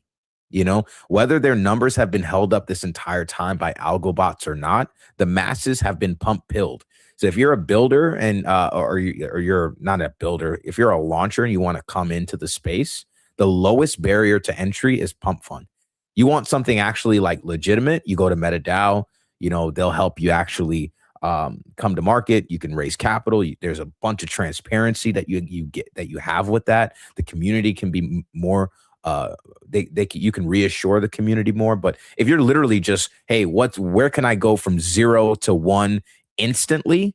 It's Pump Fund. And then when you think of like trading products being built, where are they going to be built on top of? Pump Fund. When you think of like, you know, the fact that there's a prop firm that's funding Solana meme coin traders, and then they're pushing all of that volume to Pump Fund tokens. It's all bullish Pump Fund when it comes down to it. So yeah, I mean, yeah, I get where you're coming from. But It's fair criticisms. Yeah, it's all fair. This is not me yelling at you throwing a pissy fit because I want to pump my bags. I love this. I love this back and forth. Well, what I will say is quality of capital is important. So I'll give a quick shout out to Meteora here. Obviously, another partner of the show. We just got to get our title stream fixed up. We just whipped this up. But you want to talk about resilient capital and large distribution? That is Meteora. They're doing $30 million annualized right now. And maybe I'll even pop up the Met chart real quick. Real quick, before we get too deep into Met, I wanted to just officially close out the pump segment by kind of giving the short-term analysis on the pump chart. Real quick, as you guys can see, we're running into like a weekly support level. I mean, at the end of the day, it's not the greatest amount of data on a chart to show, but this has been like a pretty big area of support and resistance. So this is a great place for us to pull back. So as much as we are bullish on Pump Fund, I'm going to give you guys the same playbook I gave you guys with ZEC here: a break of the top of the range, a pull back to the OTE, and then a bounce. That's exactly what I'm going to tell you guys here is going to happen with Pump Fund. We have a break of the top of this range here, right? Now we're going to pull back. The OTE is around this green order block that you see on screen. So essentially what I'm looking for on Pump Fund moving forward is a move down here before we bounce to find a higher low. And that's just to close out the segment. Obviously, there's going to be higher highs and there's going to be higher lows, right? There's a low here. There's a higher low. And so I'm looking for another higher low to form somewhere here. This is even a higher low here. We can even see a marginally higher low, form. But overall, there's higher highs, there's higher lows. Charts don't go up in a straight line. So when we meet resistance, I'm looking for a higher low to form somewhere because ultimately the overall trend is bullish. But again, doesn't go up in a straight line. With that said, though, transitioning back to Dom's point of quality of capital, we see this Meteora chart here breaking out of the falling wedge that we identified way back in May. Actually, we were talking about this falling wedge, and it finally broke out. We reported on that back in June. We did a nice, you can even call this a slight breakout and retest if you want to, but it's a falling wedge. It's breaking out on a high time frame, and it's actually holding its gains very well. I mean, you can even kind of like, if you want to fudge a head and shoulder. Yeah, if you want to fudge a head and shoulders there, you definitely can. But yeah, back to you, Dom. No, I think this chart's important because we always talk about the psychology of the charts that you're looking at, because it's just as important as any technical analysis you can do. And keep a zoomed out nature for me on this one. Real quick, let's remind you guys before I get into the numbers of Meteor here. Let's get a quick reminder on why the price action looks like this. What's caused this? So first and foremost, Meteora launched at the very start of the bear market, right as the bear market started to accelerate and everything started to fall out and dump. So you have this phenomenon where you get a bunch of free money coming your way in a bear market. And mind you, Meteora was also unique in the sense that they airdropped nearly 50% of supply, right? So, or they went live with nearly 50% of supply. So float was almost half in circulation, whereas for airdrops and TGEs of this size and caliber, you do not see that too often. So with that being said, you got to launch while the bear market was in peak acceleration mode, paired with a bunch of free money. So what happens when people get free money in a bear market? You grab at it, you sell it, you take your profit. And so that's pretty much what we saw happening with Meteora. Meteora, one of the highest revenue. We talk about top 10 rev generators. Top 10 on Solana, definitively. You have something like Meteora. And again, still TBD on, I guess, the value accrual to the token. That's the biggest if and hold up I have with Meteora. And that I will say they need to work on. But, so what happens is you got acceleration of a bear market. Airdrop, massive airdrop from Meteora. One of the biggest we've seen on Solana in a long time. At a terrible time. So we just got tons and tons of sell pressure. And so every pump got faded into. And this caused not only for you to get an oversold nature from the bear market, but an oversold nature from the massive amounts of supply that was being sold. I mean, this got all the way down to, we're at $90 million market cap right now. We're about 100% up from the lows. Let's see. No, about 70% up from lows. So, we got down to like a $60 million market cap on Meteora. This is the protocol that did $100 million in $120 million in revenue in 2025. $120 million in revenue in 2025. Currently, it's doing $30 million annualized, so obviously a big drop. But that's expected. Every protocol you look at where it's like a volume-based protocol, of course, is down in crypto, of course. So, thesis being, you look at the chart, we see a clear change of character. We're no longer just perpetually trending down. I think it's very clear right now. All airdrop sellers are out. All free money sellers are out at this point. Bear market has finally started to, from a volatility standpoint, be a little more steady, right? Not everything is just dumping anymore. So now you can look at a protocol that's a top 10 rev generator on Solana, way oversold for the reasons I just stated, and still doing 30 million annualized with a massive market share in RWAs, the entire market share, I should really say 70%, with a massive category that's growing like RWA. So you look at something like Meteora, it becomes incredibly enticing. When I even like give credence to Spliffy Magoo here in the comments, who mentioned like the price to share ratio of Pump Fund is trading super low because of the quality of capital. Meteor does not have a quality of capital issue. We've seen the resilience of their network through this entire bear market. We've seen the LP army has stayed strong, and these are not bots going in here and LPing, right? These are not algorithms. These are actual people seeing what's hot and providing liquidity to these pairs. So it's a very active community, and it's very high quality capital. So if you want to give a lot of credence and credit to that, I think it is important to state. I put out a tweet, and I'm not going to rant or hang my hat up on Meteora because I've talked about it ad nauseum. You guys know I'm a bull of Meteora since the bottom as well. Okay, so hey, lots of credence to this revenue trade right now because we bottom tick Pump Fund. 100% put in the bottom on Meteora. I can literally pull up the tweet that put in the bottom for Meteora. And yeah, revenue's looking good. So let's read this tweet right quick, and then I'm just gonna hang it up for Meteora. I put out this tweet. I said, with Pump putting in green candles, here's your reminder to keep eyes on Met as it creeps up on nearly $30 million annualized. While Pump is doing well, that also equals more pools for Meteora to create and do well off the back of. So, although Pump Fund is its own AMM and separate from Meteora, every Pump Fund token that launches is going to get pools created by the DLM army on Meteora, and that's of course driving more volume and revenue for Meteora. Again, it's both Pump and Meteora are bets on the broader success of Solana, right? So if Solana does bad, both of these, Pump and Meteora will do bad by nature. On the contrary, if Solana does well and volumes pick back up, both of these are going to do very, very well by nature.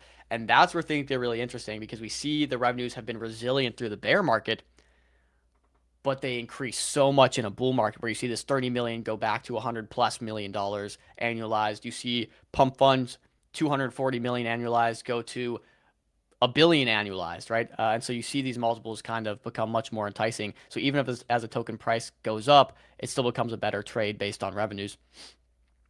And then finally, to close this off, as you guys know, this is a larger bet on RWAs. I mean, if you go to Blockworks and you look at the flows of RWAs, where liquidity is coming from, it's all Meteora, nearly all Meteora. So that's the thesis there. I did the Meteora comparison. Again, Meteora is still cheaper than Radium, which is just ridiculous. I've done that comparison here. You can go see. Just go through the thread. But they also have a massive treasury. Not to mention, like you talk about their post-money valuation, right? So talk about their valuation. Also, you have to subtract the $40 million they have sitting in the treasury. I think that's actually down to like 20 or 30 million at this point. But still, 20, 30 million sitting in a treasury where the token's trading at 90 million, that doesn't make, they're doing $30 million annualized, doesn't make too much sense. Mind you, they bought back 4% of the token already, which is about $14 million. It is a little bit above a 3.5 price to earnings ratio, with 72% of the market cap chilling in the treasury. Again, this is old stats. But it was pretty crazy to see this. And of course, this is what bottom ticked Meteora, this write up here. But yeah, looking good. Continues to be good. Continues to be one of my top bets personally. Also, staking's gone live, so we know float is being actively staked right now and taken out. And APY is about 17%. So great APY for staking. So I'm very happy with my free money I'm getting doing that. But that's my Met take. Don't want to harp on it too much. I appreciate you guys for even bearing with me through that rant there. You want to talk CPX? Or here, let's talk solo. Let's talk solo to make Ave happy real quick. Unless, Chill, you want to jump in? Nah, go for it. Go for it. Once you're done, we can do Ace, and then I want to talk RWA pairs on Solana as well. We forgot to cover that yesterday. I think it's a perfect time to do so. Go ahead, jump in so we can go back and forth. I'll give you some time here to riff. Oh, yeah, sure. All right. Either cool. or, whatever. Bet. All right. First thing I wanted to go through here was RWA memes are now on Solana. We saw the launch of this platform called Stonk. Let me actually kind of do this a little bit. Should I get them on the show? I think so. I don't know how long this lasts. Here's the thing. I mean, RWA memes was huge, right? Like huge category. Long XYZ came out. AI, which we have to talk. We actually just talked about. AI was pushing that. Was starting to push again. So there's appetite for AI memes, but it's like, man, like the narrative drops, and it's like 1,000,000,001 different tickers launch all at the same time, and so it just like there's not enough room for a runner yet. That's the part that like still. Oops, let me do this so you guys can actually see the ticker. But there's so many things that launch all at the same time. It kind of makes it hard to keep up with it. But here's the thing that I really like about Stonk, and here is one of their latest updates here, and we can dive into this just a little bit. But launch on Stonk. Introducing our new fee mechanism, 2x increased platform revenue and Stonk buybacks. So no more supply drag on new reward tokens, no change in the total fees. 4% go towards, 1% doesn't. All new launches on the platform will have fees claimed only in the quote token on the reward side and platform side. Base means the token being traded, Stonk. Quote meaning the token you are trading against, in this case, SPY. On our V1 of rewards fee coins, fees were claimed in the base token and the quote pair, and half the rewards came from base token supply. Without claiming the base token and burning it from platform fees, the platform share is now the full amount allocated. Rewards no longer have to come from any of the base token. So I think that's a little bit more bullish with rewards not having to come from the base token. Because there's essentially, at least from what my understanding is, and perhaps I'm wrong on this, but there's no sell-off of the main token, right? Like it's all, rewards don't have to be in the main token. They can now be in the quote token, is my personal understanding of this. But let's take a look at their website. Number one, absolutely freaking love this website from a UI standpoint. Actually looks pretty clean. I like the fact that I do have to kind of get a little bit more clarity on some of their revenue split stuff. So I kind of wanted to see if there's, let's see, let's go to rewards, total distributed rewards. So rewards distributed to holders. Reward tokens pay 85% of their trading fees straight to holders pro rata in the tokenized stock the token is paired against. Values are shown at the stock's current price, not its price when each payout landed. So that's a pretty decent reward mechanism. On one side, you have all these stock pairs being traded. On the other side, you have holders being rewarded with all of the trading fees. And I think that essentially keeps a lot of the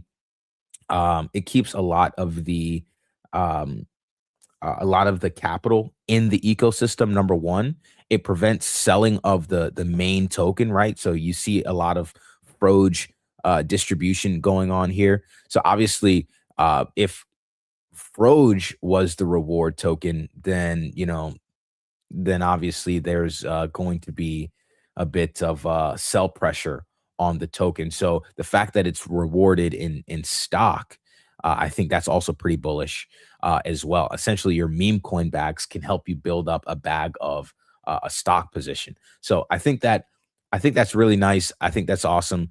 Total distributed here over 200,000 so far. I think that's pretty That's pretty positive to hear that news. Now on the revenue side, 60% of the platform fees go to buying stock, and they're burnt on the open market. Total revenue so far is about 40,000, and they've done 24,000 in buybacks so far. I wonder if the stock there was somewhere that talked about how much of the supply was burned so far. But I don't see that here. Let's see. I wonder so 17 million of 28.23 million. Hold on. That's like near 50%. That's not the amount versus total supply, right? I might be tripping. I might be tripping on that. In fact, I believe there was a dashboard of some sort that kind of showed. Let's see. Let's go to revenue. Yeah, this was the dashboard. I'm trying to see how much supply was bought back so far.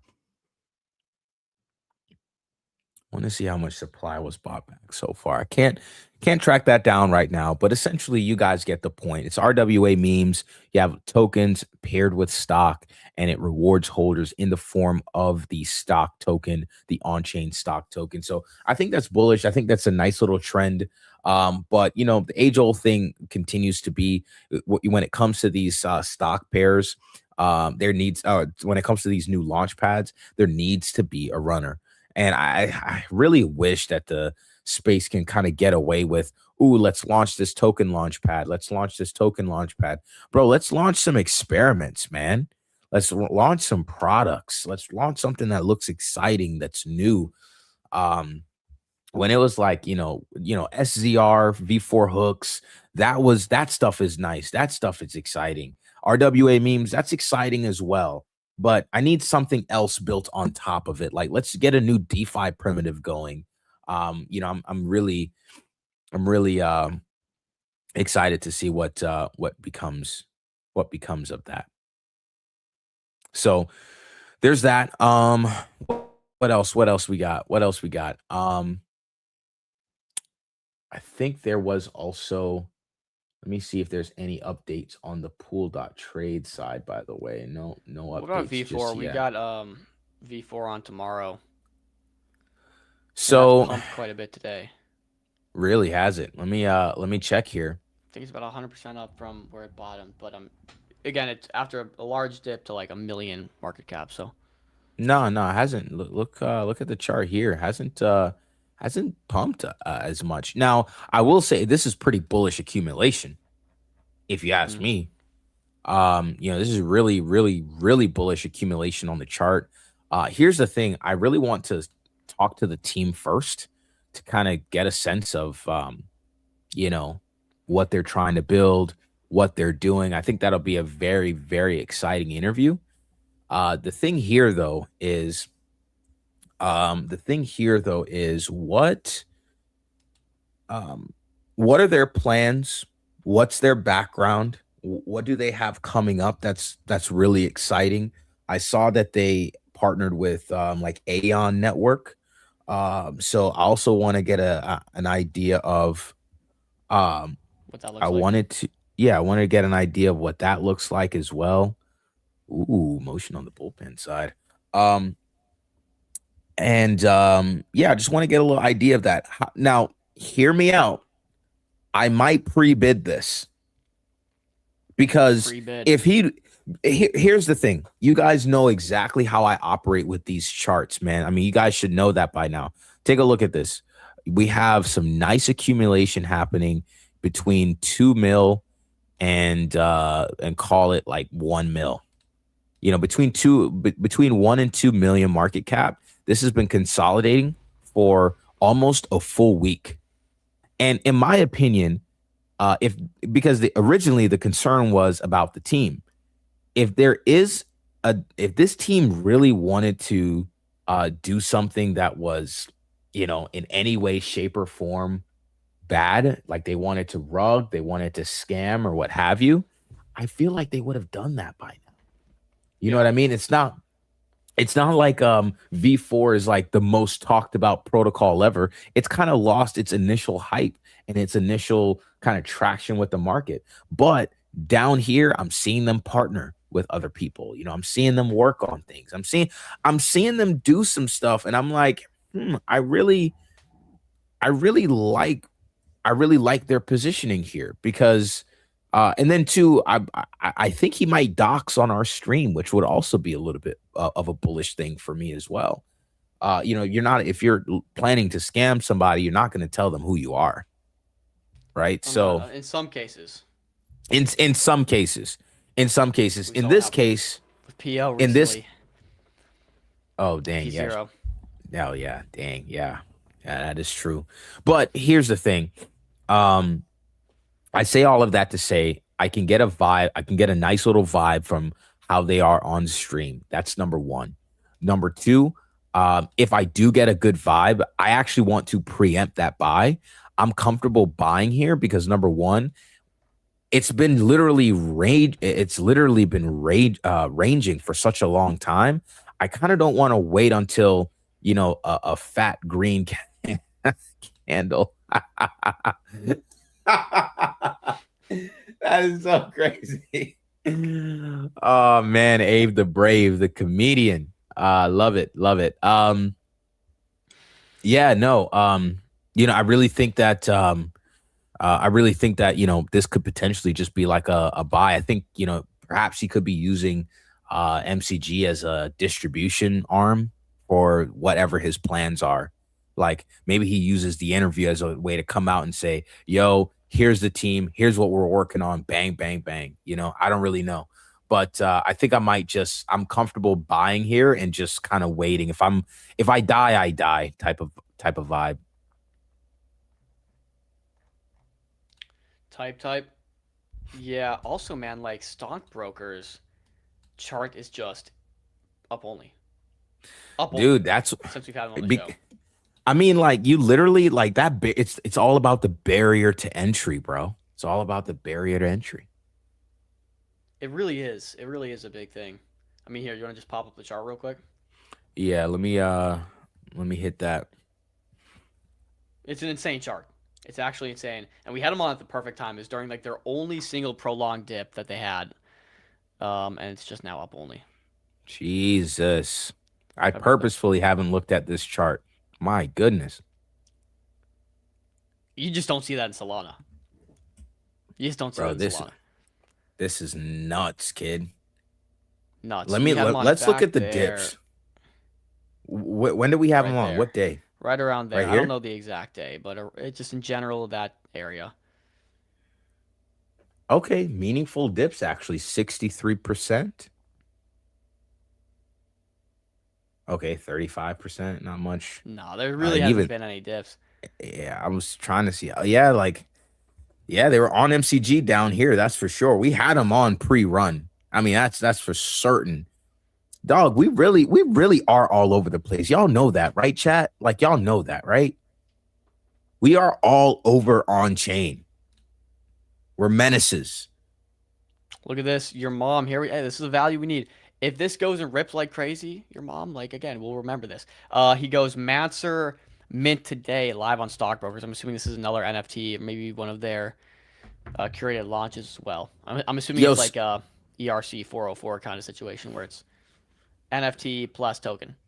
So TLDR me real quick on Stockbrokers, right? From what I understand, you have to buy in to rip a pack.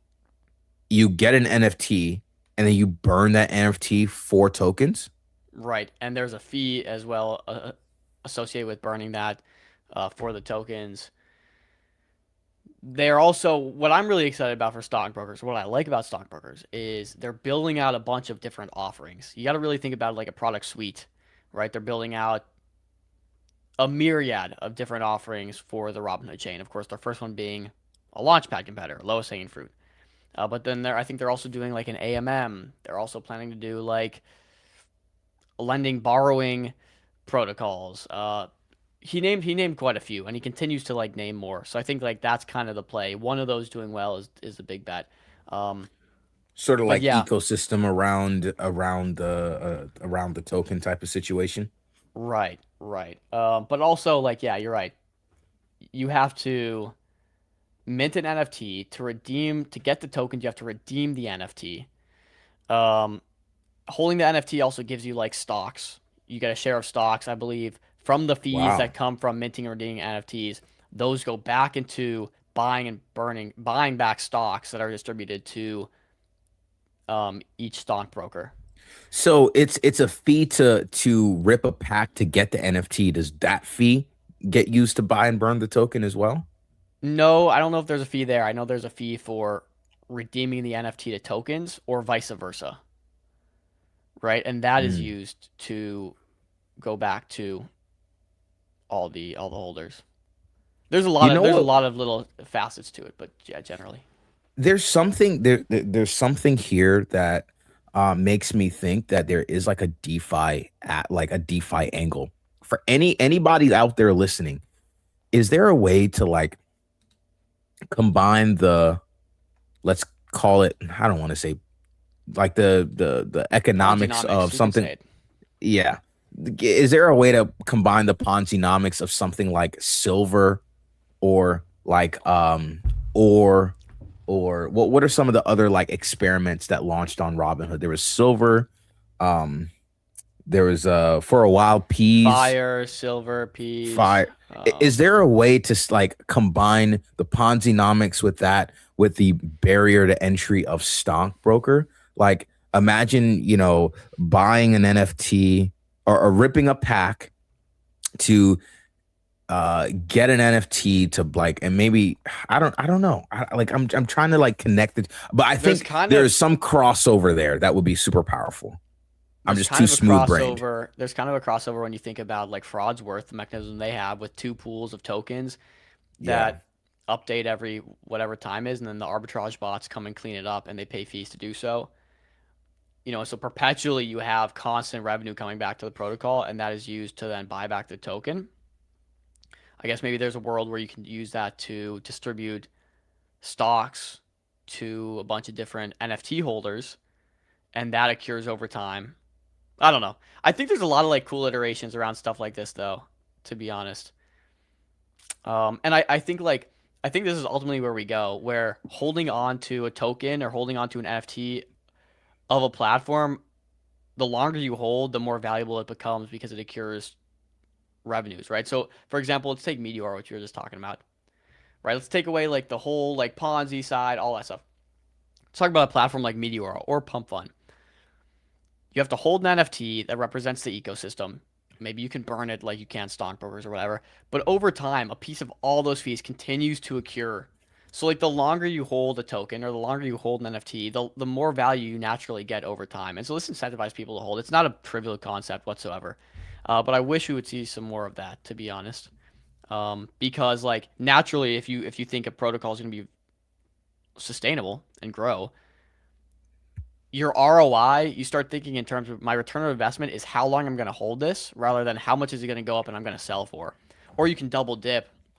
Of course, works both ways. I guess if token goes down, you just get screwed for holding, right? But or you could even double dip where it's like, how long can I hold something? And if I hold for, 12 months at this rate, will I get a return on my investment? Is this a 12-month ROI for holding onto this ecosystem protocol if it's sustainable or grows? If the answer is yes, people will start thinking about positioning in terms of what's my ROI for holding onto this position? How long will it take how much money or how long will it take for the protocol to repay how much I've spent on this and then start earning profit on top of that? And now you have a token that's accruing value, but also sellable if it increases in value. Of course, people are going to put premiums on it if this starts to grow. So that's the idea. That's where things get valuable. I think that's why you saw a lot of NFTs run even back in the NFT mania, is because people were like, oh, there's going to be a game spun up out of this, and this will be valuable in game, or this will be valuable for the economy building around it. Largely none of that happened, but it builds a really strong core holder base that's like trying to benefit from the growth, like alignment in terms of benefiting from the growth of the protocol, if that makes sense. So I think like there's more of that we need in crypto right now today that we're not seeing. Builds a great community, builds great long-term holders. Also keeps like sell pressure to a minimum, But of course, like when the sell pressure comes, it piles on fast and hard. So that's, I don't know, my little rant there. Bet. I think that's it. I'm just gonna do a brief little check here.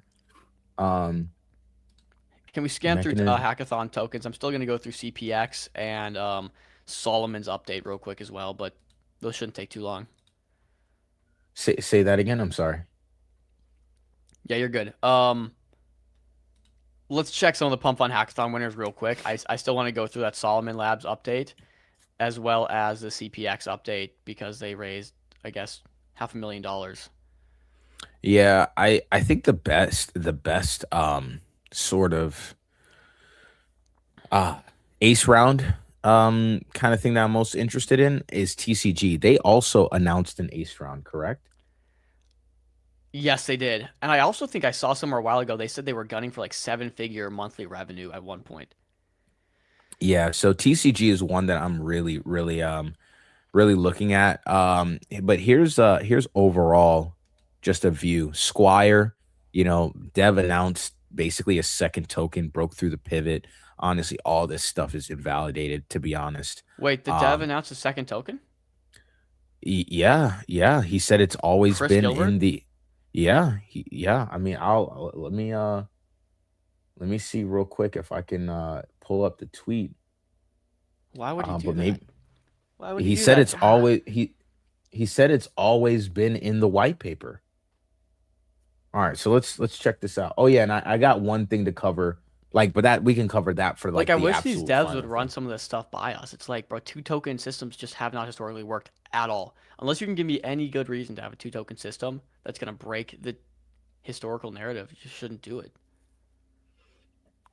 Yeah, so Daddy Duster, yeah, apparently Squire is launching a token similar to the Chips project y'all had on. Okay, but a stable coin and then a token representing the ecosystem is different. Yeah, Right. for what it's worth, he says that it will add value to the current token and current ecosystem. He said, so I don't, but I haven't looked into it. I was like, all right, well, yeah. Okay, So maybe I jumped the gun. It depends what the second token. If it's another tradable token that's not stable or pegged to like a dollar, not good. yeah, let me look up this real quick. White paper, because he specifically mentioned, yes, here it is. All right, let me share my screen. Boom. He says a second token has been in the works since day one. It has been in every draft of the white paper. It will be a futures commodity token that grows and shrinks with the elastic supply of compute, a Clarity Act compliant commodities contract token, far different and complementary. So when he said that, I was like, okay, so likely Squire is just likely the market is kind of more so overreacting in a certain way. But I'm not really I'm not about to try to figure out oh man, this is bullish, this is bear. This has nothing to do with but this has nothing to do with yeah, it's just like gold or silver, right? You trade gold and silver as a commodity. I don't think it has anything to do with the amount of compute they offer on their platform. I think this is a general compute long and short compute markets. So yeah, he's saying that this is a commodity, and essentially, meme coin degens, don't read the white paper and don't fully understand. I mean, I am a meme coin degen, and I did not read the white paper, and I'm assuming that the market just initially has overreacted to this news, and I'm assuming that Squire at some point will come back. Literally, here is just it's very the thesis is very simple, not only for Squire, but for all Pump Fund Hackathon winners that actually are building something legit. I'm just going to wait until the charts turn around and until attention and volume shift. Right now, attention and volume is focused on things that people can easily understand and attribute attention to, aka Robinhood, aka RWA memes. It's easy to catch on to. There's no white paper that they need to read, so people will just look into that and then they'll be done with it. But as of right now, this is heavily sold off. I mean, if you're a 6-month long plus long-term holder, perhaps this is a great area to DCA. But, you know, where I'm sitting from, I'm more so just looking at momentum trades right now, which is why Robinhood is a great place for me to trade. But yeah, that's Squire. That's Squire. And that's what you have Heavy. to do, right? Yeah. You can't be trading. There's no investing right now. There's no investing. There's just trading. And so largely that's going to be momentum trades. I say that as I'm invested in things like Pump and Meteor and revenue generating protocols, but you just have to know you have to play the game that's being played, and it is not a long-term hold game. It's a rotation game. So yeah, momentum, that's good advice. Yeah. Outside of that, let me see something here. Claw Pump, how's that looking? So real quick, let's go through Clued. Obviously, like we were looking for 1.5 mil for a long time. But I'm deleting all this. This has all been invalidated. Like basically all the charts are the same. Like a lot of our TA and all this stuff has been invalidated. A lot of them have pulled back extremely hard. That was Clued, Opal. This is a long-term investment for me, actually. QST. I'm not even gonna lie to you. I'm not even gonna lie to you. Go back to our stream with them last year, and the guy was, quantum stuff. Guy was literally, in the like 2 floors, 3 floors below ground level, underneath a bank. You know, because he was meeting with like big bankers. He's connected to the World Bank and all this other stuff. Like Englishman. He's a proper Englishman, yeah. Proper English in it. In it. So, and there was like actually very solid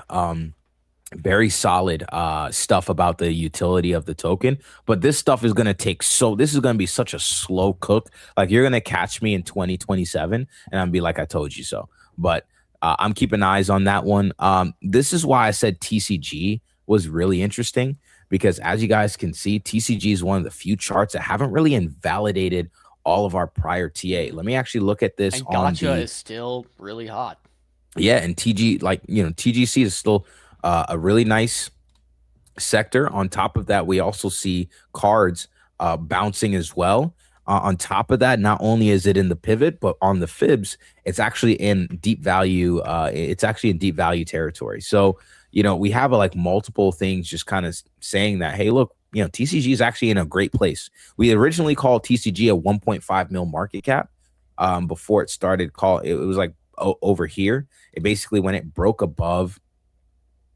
TCG originally broke above this level here, you know, it was ranging underneath this level for a long time.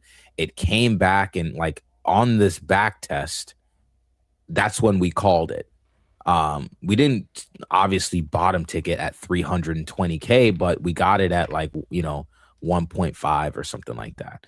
So we called that out there, and it went on a massive run. Now it's down probably, what is this, 80-90%, down at most 82%. This is like pretty much free value. Like if you're bullish on cards, likely a lot of these other TCG stuff will also take off. So that's why I'm very, very interested in TCG here, along with it being an ace winner. Yes, an ace round.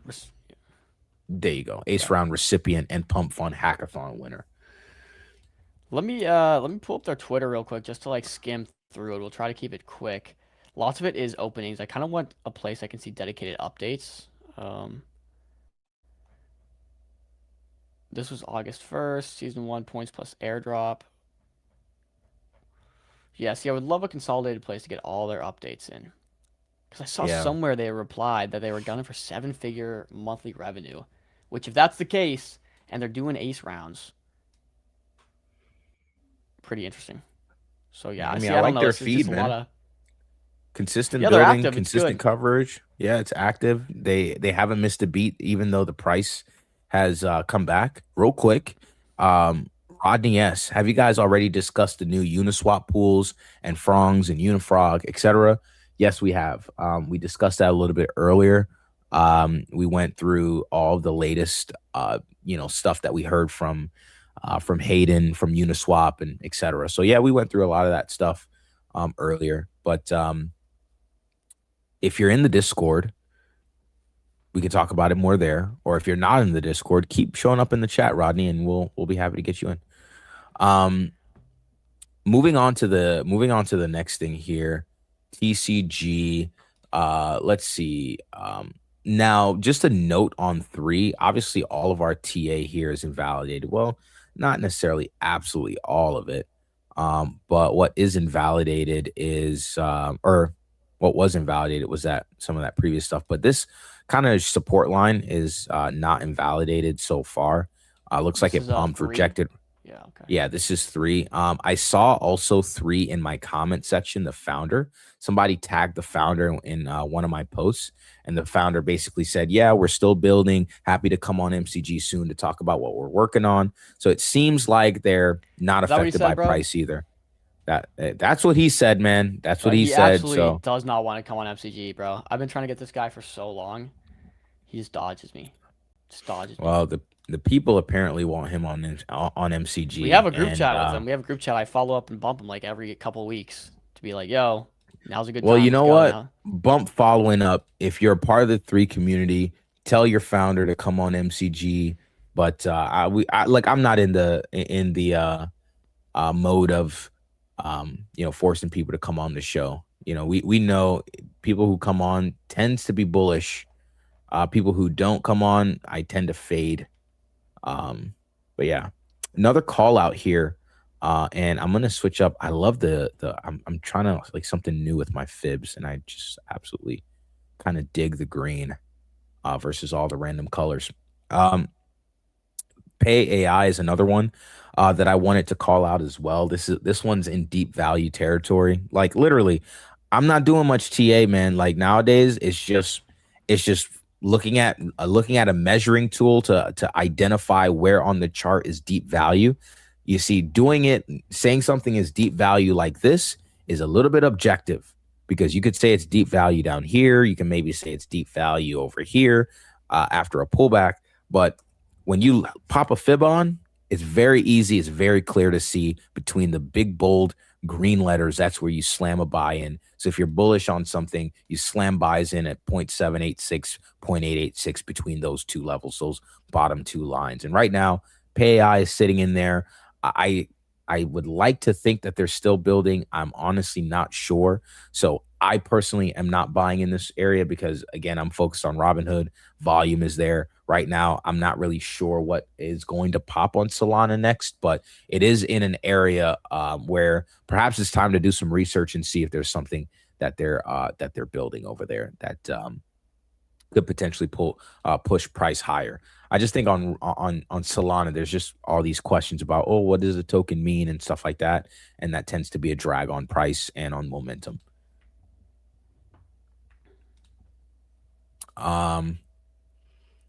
Yeah, yo, Spliffy. Let me tell you something real quick. The news from Banker seems like they're always building. Surprise OX deployer hasn't come on yet. Yeah, you know what? I hit up OX deployer. Shit's crazy, bro. He was in the comments section, and I was like, yo, you should pop on MCG. He was like, yeah, let me know. Got him in the TG group with me, Dom, Josh, setting up a call with him. Never responded. Or he did respond, but he hasn't scheduled anything. He has the link to schedule. So if you're in the Banker community and you want your boy to come on, hit your boy up and let him know that he should come on MCG. But again, I'm not in the business of forcing anybody to come on MCG. Like, we have a great show. We're rocking. We got other stuff to talk about. So if he doesn't want to come on, it that's continues his to be a red prerogative. flag, bro. When founders are dodging, bro, it continues to be a red flag. So say what you want about Banker, say what you want about Deployer. He's a great builder. He is actively dodging coming on MCG. It's not like we haven't given him the opportunity. Would love him on, would love to talk to him, but like, this continues to be a trend. When we see people dodge coming on MCG, it typically amounts to them just LARPing. I don't think he's a LARP. I think he's a great builder. It's just like, bro, what are you doing? Turn this up again, I think bro. you just need to get it closer to your mouth, to be honest. Pause.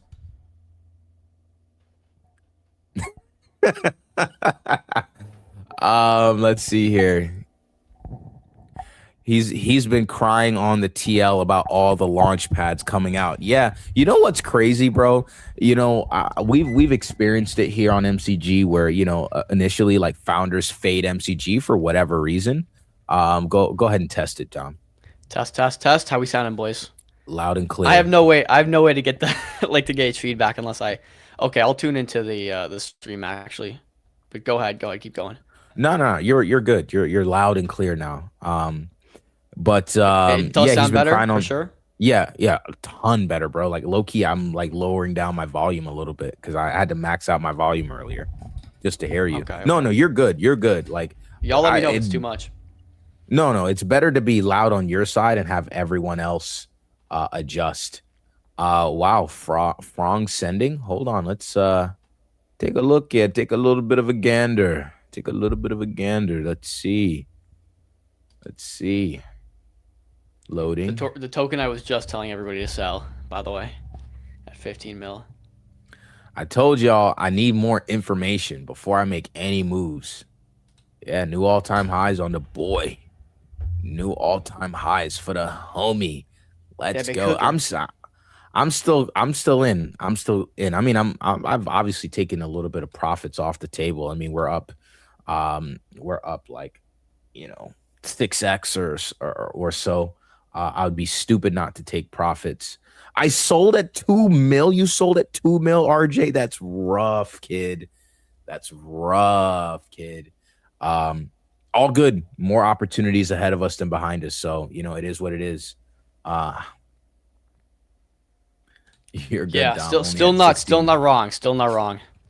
If this goes to like 30 mil, I'll be like, well, guys, it's on me. But 16, I'm not too mad about it. Fumbled le bag. RJ, it's all good, bro. Bounce back. Yo, for real, Spliffy. You sell it, goes up. You hold it, goes to zero. The age-old trader dilemma. I could do the sacrificial sell for you guys, so it can keep going up. Nah, Bart, currently in uni. Got a quick question, if you guys could clarify. Is just the vanilla V4 pools the fees are turned on for, or also the V4 hooks? Uniswap has fees on for everything. Everything. For everything. Yep. Everything, in my opinion. Yeah, but what was I? We were talking about something before, and I totally got distracted by. We were talking about the ace round stuff, but I think we kind of covered all the major ones to watch. I don't think it's too pressing. Yeah, bet. Cool. Cool. Want to cover real quick CPX and of course Solo for the boys. Ave, if you're still here, I got you right now with Solo in a sec. Yeah, why don't you cover Solo first? So Ave's been waiting on that for a little minute. Okay. I haven't read this update or seen it, but we'll kind of do it right now. So Solomon Labs. Oh, here you go. Put my screen up there. All right. Solomon Labs just launched their USDV program officially. Took a long time, so we're happy to see this come to fruition here. I believe $2 million from the MetaDAO treasury is going to be deployed into this. So built, tested, rebuilt, and now deployed. The USDV program is live on Solana mainnet. The foundation for a dollar that remains liquid, usable, and productive whenever it moves is now in place. USDV is coming. Okay, great. Now, Ranga commented on this, I guess, to give us some more clarity. And we've covered this in depth. Hard to overstate how much work sits behind this deployment. We took everything we learned over the past year, combined it with our experience operating a stablecoin product with zero loss events, and rebuilt USDV to be safer, simpler, and more robust. USDV is built on token 2022 with Chancery governing its core operating through a deliberate asymmetric security model. That's a mouthful. The system can move quickly towards a safer, more restrictive state when something goes wrong. Any change that expands authority or relaxes those constraints must pass through an enforced time locks and becomes visible on-chain before it can take effect. Again, these are all just like security steps and measures that they're taking now because we know DeFi is so scary. Authorities are narrowly scoped. Critical responsibilities are separated. Emergency controls are bonded and observed. Settlement is explicit and verifiable on-chain. The core program has no dependency on leverage or external price oracles. By the time you hold USDV, the program will have undergone repeated adversarial review, multiple independent audits, and continuous third-party monitoring. USDV is coming. No, this is exactly what we need. It's just a big trust thing. This is going to be a slowly then all at once situation for USDV and Solomon, I do believe. Solo chart, of course, we're going to talk about it. Solo is extremely tempting as a buy here. We're sitting at $7.1 million market cap, and they have about $5.4 million on their balance sheet. Okay? So really, the floor price here is whatever their net asset value is. Okay? And that's why Solomon and MetaDAO, all MetaDAO projects, become very, very interesting at or around net asset value. Moreover, when you actually start to see profitability and you start to see inflows from the treasury rather than outflows, well, you now can add or tack on multipliers onto the price to share ratio or price to earnings ratio of these companies, right? So Solomon looks really good here. I'm going to pull up OX1 Resolve, which is where you can track all of the MetaDAO projects in one place. You can get their NAV, you can get their treasury, you can get their spending details, proposals. It's all here. In this case, you can see Solomon has about a $6 million treasury value. They have about a $7, or we'll call it $8 million. We'll round it up to. We're going to we'll round it up both up. They have about $8 million market cap, circulating market cap, and about a $6 million on their treasury. So it's 1.2 price to earnings ratio, really. Now, this has it listed as a, spot to premium discount. They're actually saying there's about a 10% discount on net asset value, which I don't know where they're getting that number from, because it does seem like there's a slight premium. Although OX1 Resolve is claiming that this is at a discount to NAV, which if that's the case, it's just free money. Nothing's ever free, but the idea is, how long will it take to get back to net asset value, considering their spend? So there's a 100K spending limit, which is 43 months of runway at the spending limit. So plenty of runway, plenty of runway. So the question becomes, where do you find value in this? Do you see upside in this? Do you have faith that Solomon Labs is going to grow as a protocol? If yes, well, you're getting it right around net asset value. That's pretty, you can't get much better than that. You really can't. If you don't think Solomon's going to succeed, the downside is the monthly burns. How many months is it going to take for this thing to sunset, basically? And so if it takes 10 months, that's $1 million of spend. So that's $6 million in the treasury goes to $5 million in 10 months. And so what's the downside there? You have 20% downside, not even 15% downside in a year if nothing happens. 20% downside in a year, we'll just say, if nothing happens. Of course, if it liquidates, you get resolved at around net asset value or a price up here. So that's the only thing. I think Solomon Labs, it's very enticing from just a pure fundamental standpoint. Every dip you get down here becomes just deep value. It really does. 100K a month is not a lot of spend. It's not. And they have 43 months runway. So that's the update with Solo. It's nice to see they're actually in the process of getting things rolling. I still think it's going to take time to get adoption. Right? USDV is not going to come out and with 1, 2, 3 months, they're going to have massive adoption. It's going to take a lot of time. I think this might also scare people away who are thinking USDV comes and all of a sudden we're revenue positive. Like, no, this stuff takes time. But that's my general take on Solo. Nothing's really changed.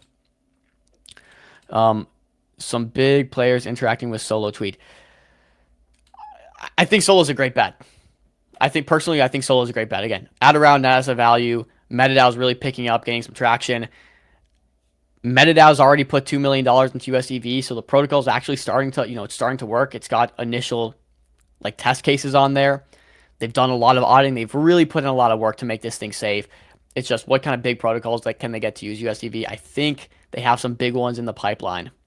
Okay? I do think they have some big ones in the pipeline. But of course, big partners don't just say, all right, all of our treasury is going to USDV. It's a slow, gradual effect. But yes, I would agree. I really like Solo. And I'll say it again. I've said it. I said it down here when Solo was below net asset value and around here. And I'll say it again here where it's technically we're 10% below NAV according to O1 Resolved. Though by my calculations, we're actually a bit above it. I'll even go to market cap, right? I guess NAV is typically 6 million. Yeah, about 6 million. That's where I have it marked out at.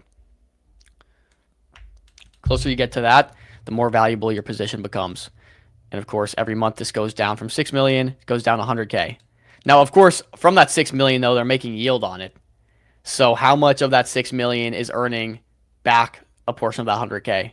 So I'm not sure what that equates to, but like we're pretty much staying flat around 6 million for a long time. So yeah, this is a pretty low downside bet. You get in here, you know, your downside is maybe that net asset value of 17 to 20%. Your upside is, okay, this starts actually becoming a cash cow, spitting off some money, and, you know, we go to new all-time highs. So, yes, I would agree with the notion. I think Solo's probably a pretty damn good bet here for the patient. I'll put that as a caveat, for the patient. So, that's your update there. Really quick, we're going to go into CPX protocol. Of course, we've interviewed CapEx not long ago, so you guys can go check out the full thing here. But let's check the update out real quick. I heard, yeah, here it is. Today, we announced our $250,000 pre-seed at a $5 million valuation, led by Peter Hopton and his family office at Autumn Ventures. She literally told us about this on the call. Easy front run. Easy front run. This investment marks a pivotal stage for CPX as a privacy-first decentralized compute infrastructure, data center pioneer. Peter Hopkins is a serial entrepreneur, blah, blah, blah. Yeah, okay, cool. I mean, this is validating, right? This is validating, of course, showing that they're building something real, enough so that they have people that have data center experience coming in and backing them and wanting to see this come to fruition. So very bullish. She mentioned she's interested in eighth round. How can token holders see some of the revenue, the upside on this is like also the continued question we need to ask. But yeah, that's a great update. Nothing more to it. Closing thoughts here, and I think we've completely covered everything. We've had a long stream today, and this is going to go back to chill. Our boy Lesbre, we had conversation about Lesbre the other day. Tweet. Yeah. We're not going to talk about what was said during that conversation. There were some slip-ups. A Freudian slip, some might even say, according to Crypto Jones. Jesus. I disagree with that notion. But we said Lesbre is one of the greatest trader, one of the best traders you guys should be following. Definitely go give him a follow. He put out this tweet quoting Neriolf. He said, crypto is more alive than it's ever been. Price is lagging, in his opinion. Very good spot to be for those paying attention. Tend to agree. Chill, what do you think? Yeah, absolutely. Actually, can you click into the Nerolf tweet real quic? Let's read that as well. Been a long time. There hasn't been this much going on in crypto at the same time. HIP3 fees raised, Uni V4 experiments, Ethereum EIPs, tokenized stocks growth, Robinhood chain, Arc mainnet, BlackRock tokenized money market. Feels good. Here's a couple things I want to just point out from that we can actively position in. You guys heard me earlier talk about V4.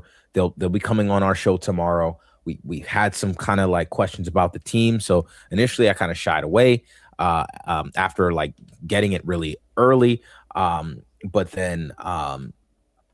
But obviously, you know, Uni V4 is a very huge concept that just hit crypto. So I think this could do, I think it could do really well. So I think over the long term, you know, people will come back to V4. I think, you know, again, degens want things that they can easily understand. So it's meme coins, it's these on-chain sort of like lore tokens and stuff. So we'll pay attention there. Tokenized stocks, obviously, we talked about the RWA memes. Huge thesis there. Robinhood chain, we've talked about that. Volume, activity, following that. A ton of opportunity on Robinhood. We'll continue to play there. Here's one thing that we haven't talked about, though. Arc mainnet. I think that's a very important point that he mentioned there in the tweet. And let me just give you guys a little bit more information on Arc mainnet, because this is dropping in September. So this could potentially be like another Robinhood type of opportunity, another ecosystem. Who knows if we'll be able to play on it? But if we will, or since we could, we should pay attention. Whether it plays out or not, we'll see. Let me show you guys some information about Arc mainnet. So tell me about Arc though, because like, you know, this is obviously Circle product, but what separates Robinhood from all these other different layer 1s or layer 2 spinning up is like just the underlying, like Robinhood is the behemoth that Robinhood is. Like, tell me about why Arc would be something to bridge over to, because we saw Stable. What was the other recent L1 chain that got like Stable chain? Yeah, that was USDT, and the founders were also pushing memes, and it didn't really didn't really mean much over there. I think, as far as a distribution mode, I don't think USDT tops. I don't think USDT tops whatchamacallit, Circle. Robinhood. But here's why I'm paying attention to Circle. Arc mainnet launches September 16th. Arc is an open blockchain being built for the world's financial markets, real-time money movement, and agentic economy activity. Look who's involved.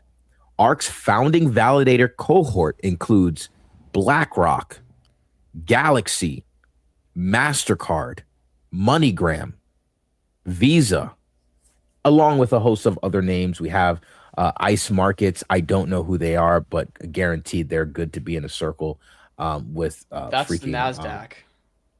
I would imagine. I would assume. What's that? ICE Markets? Yeah, ICE is the parent company of the NASDAQ. I'm not sure if that's what this is. ICE connects people to data technology. Maybe there's no correlation. But I know ICE is the parent company of the NASDAQ. So you have all these big names alongside, Standard Chartered, a leading international bank. Like, you have all these big players, right, that are involved in the validating and staking or in the validation of the blockchain.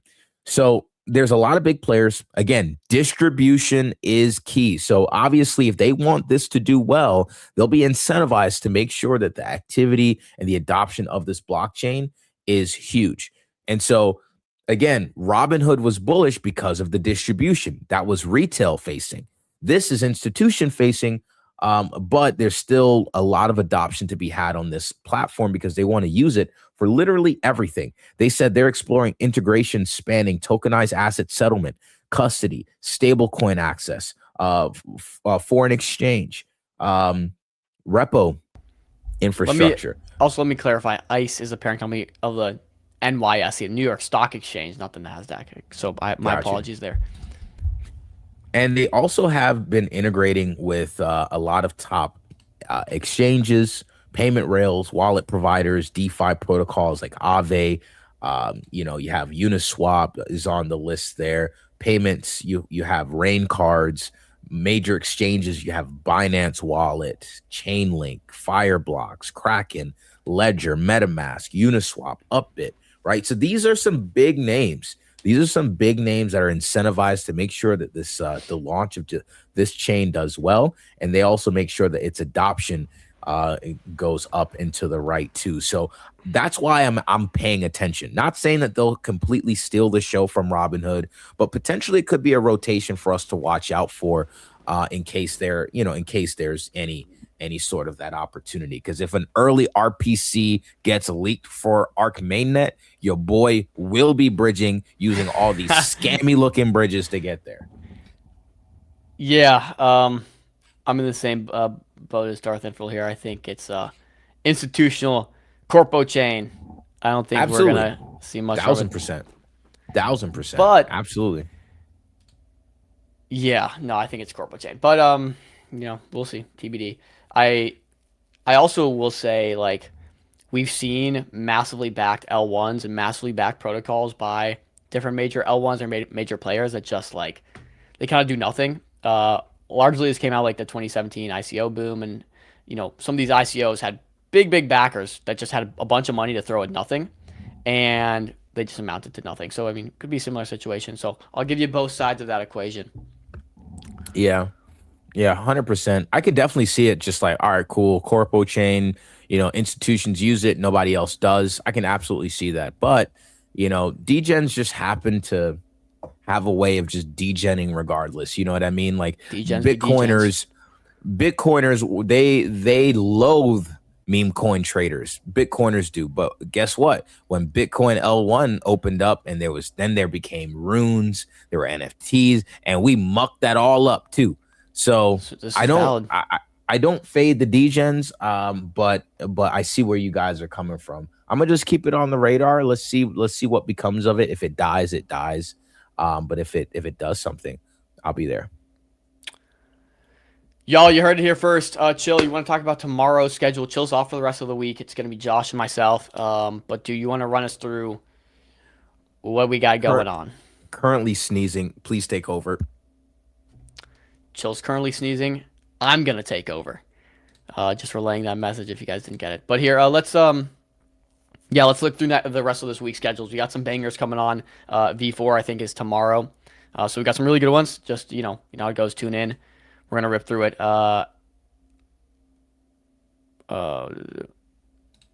Sorry, I just saw a tweet. But yeah, let me pull this up for y'all.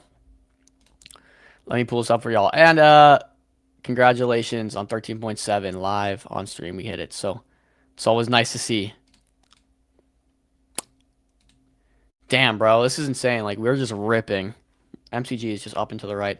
All right, but let's talk schedule here. All right. And dude, I feel like such an idiot right now.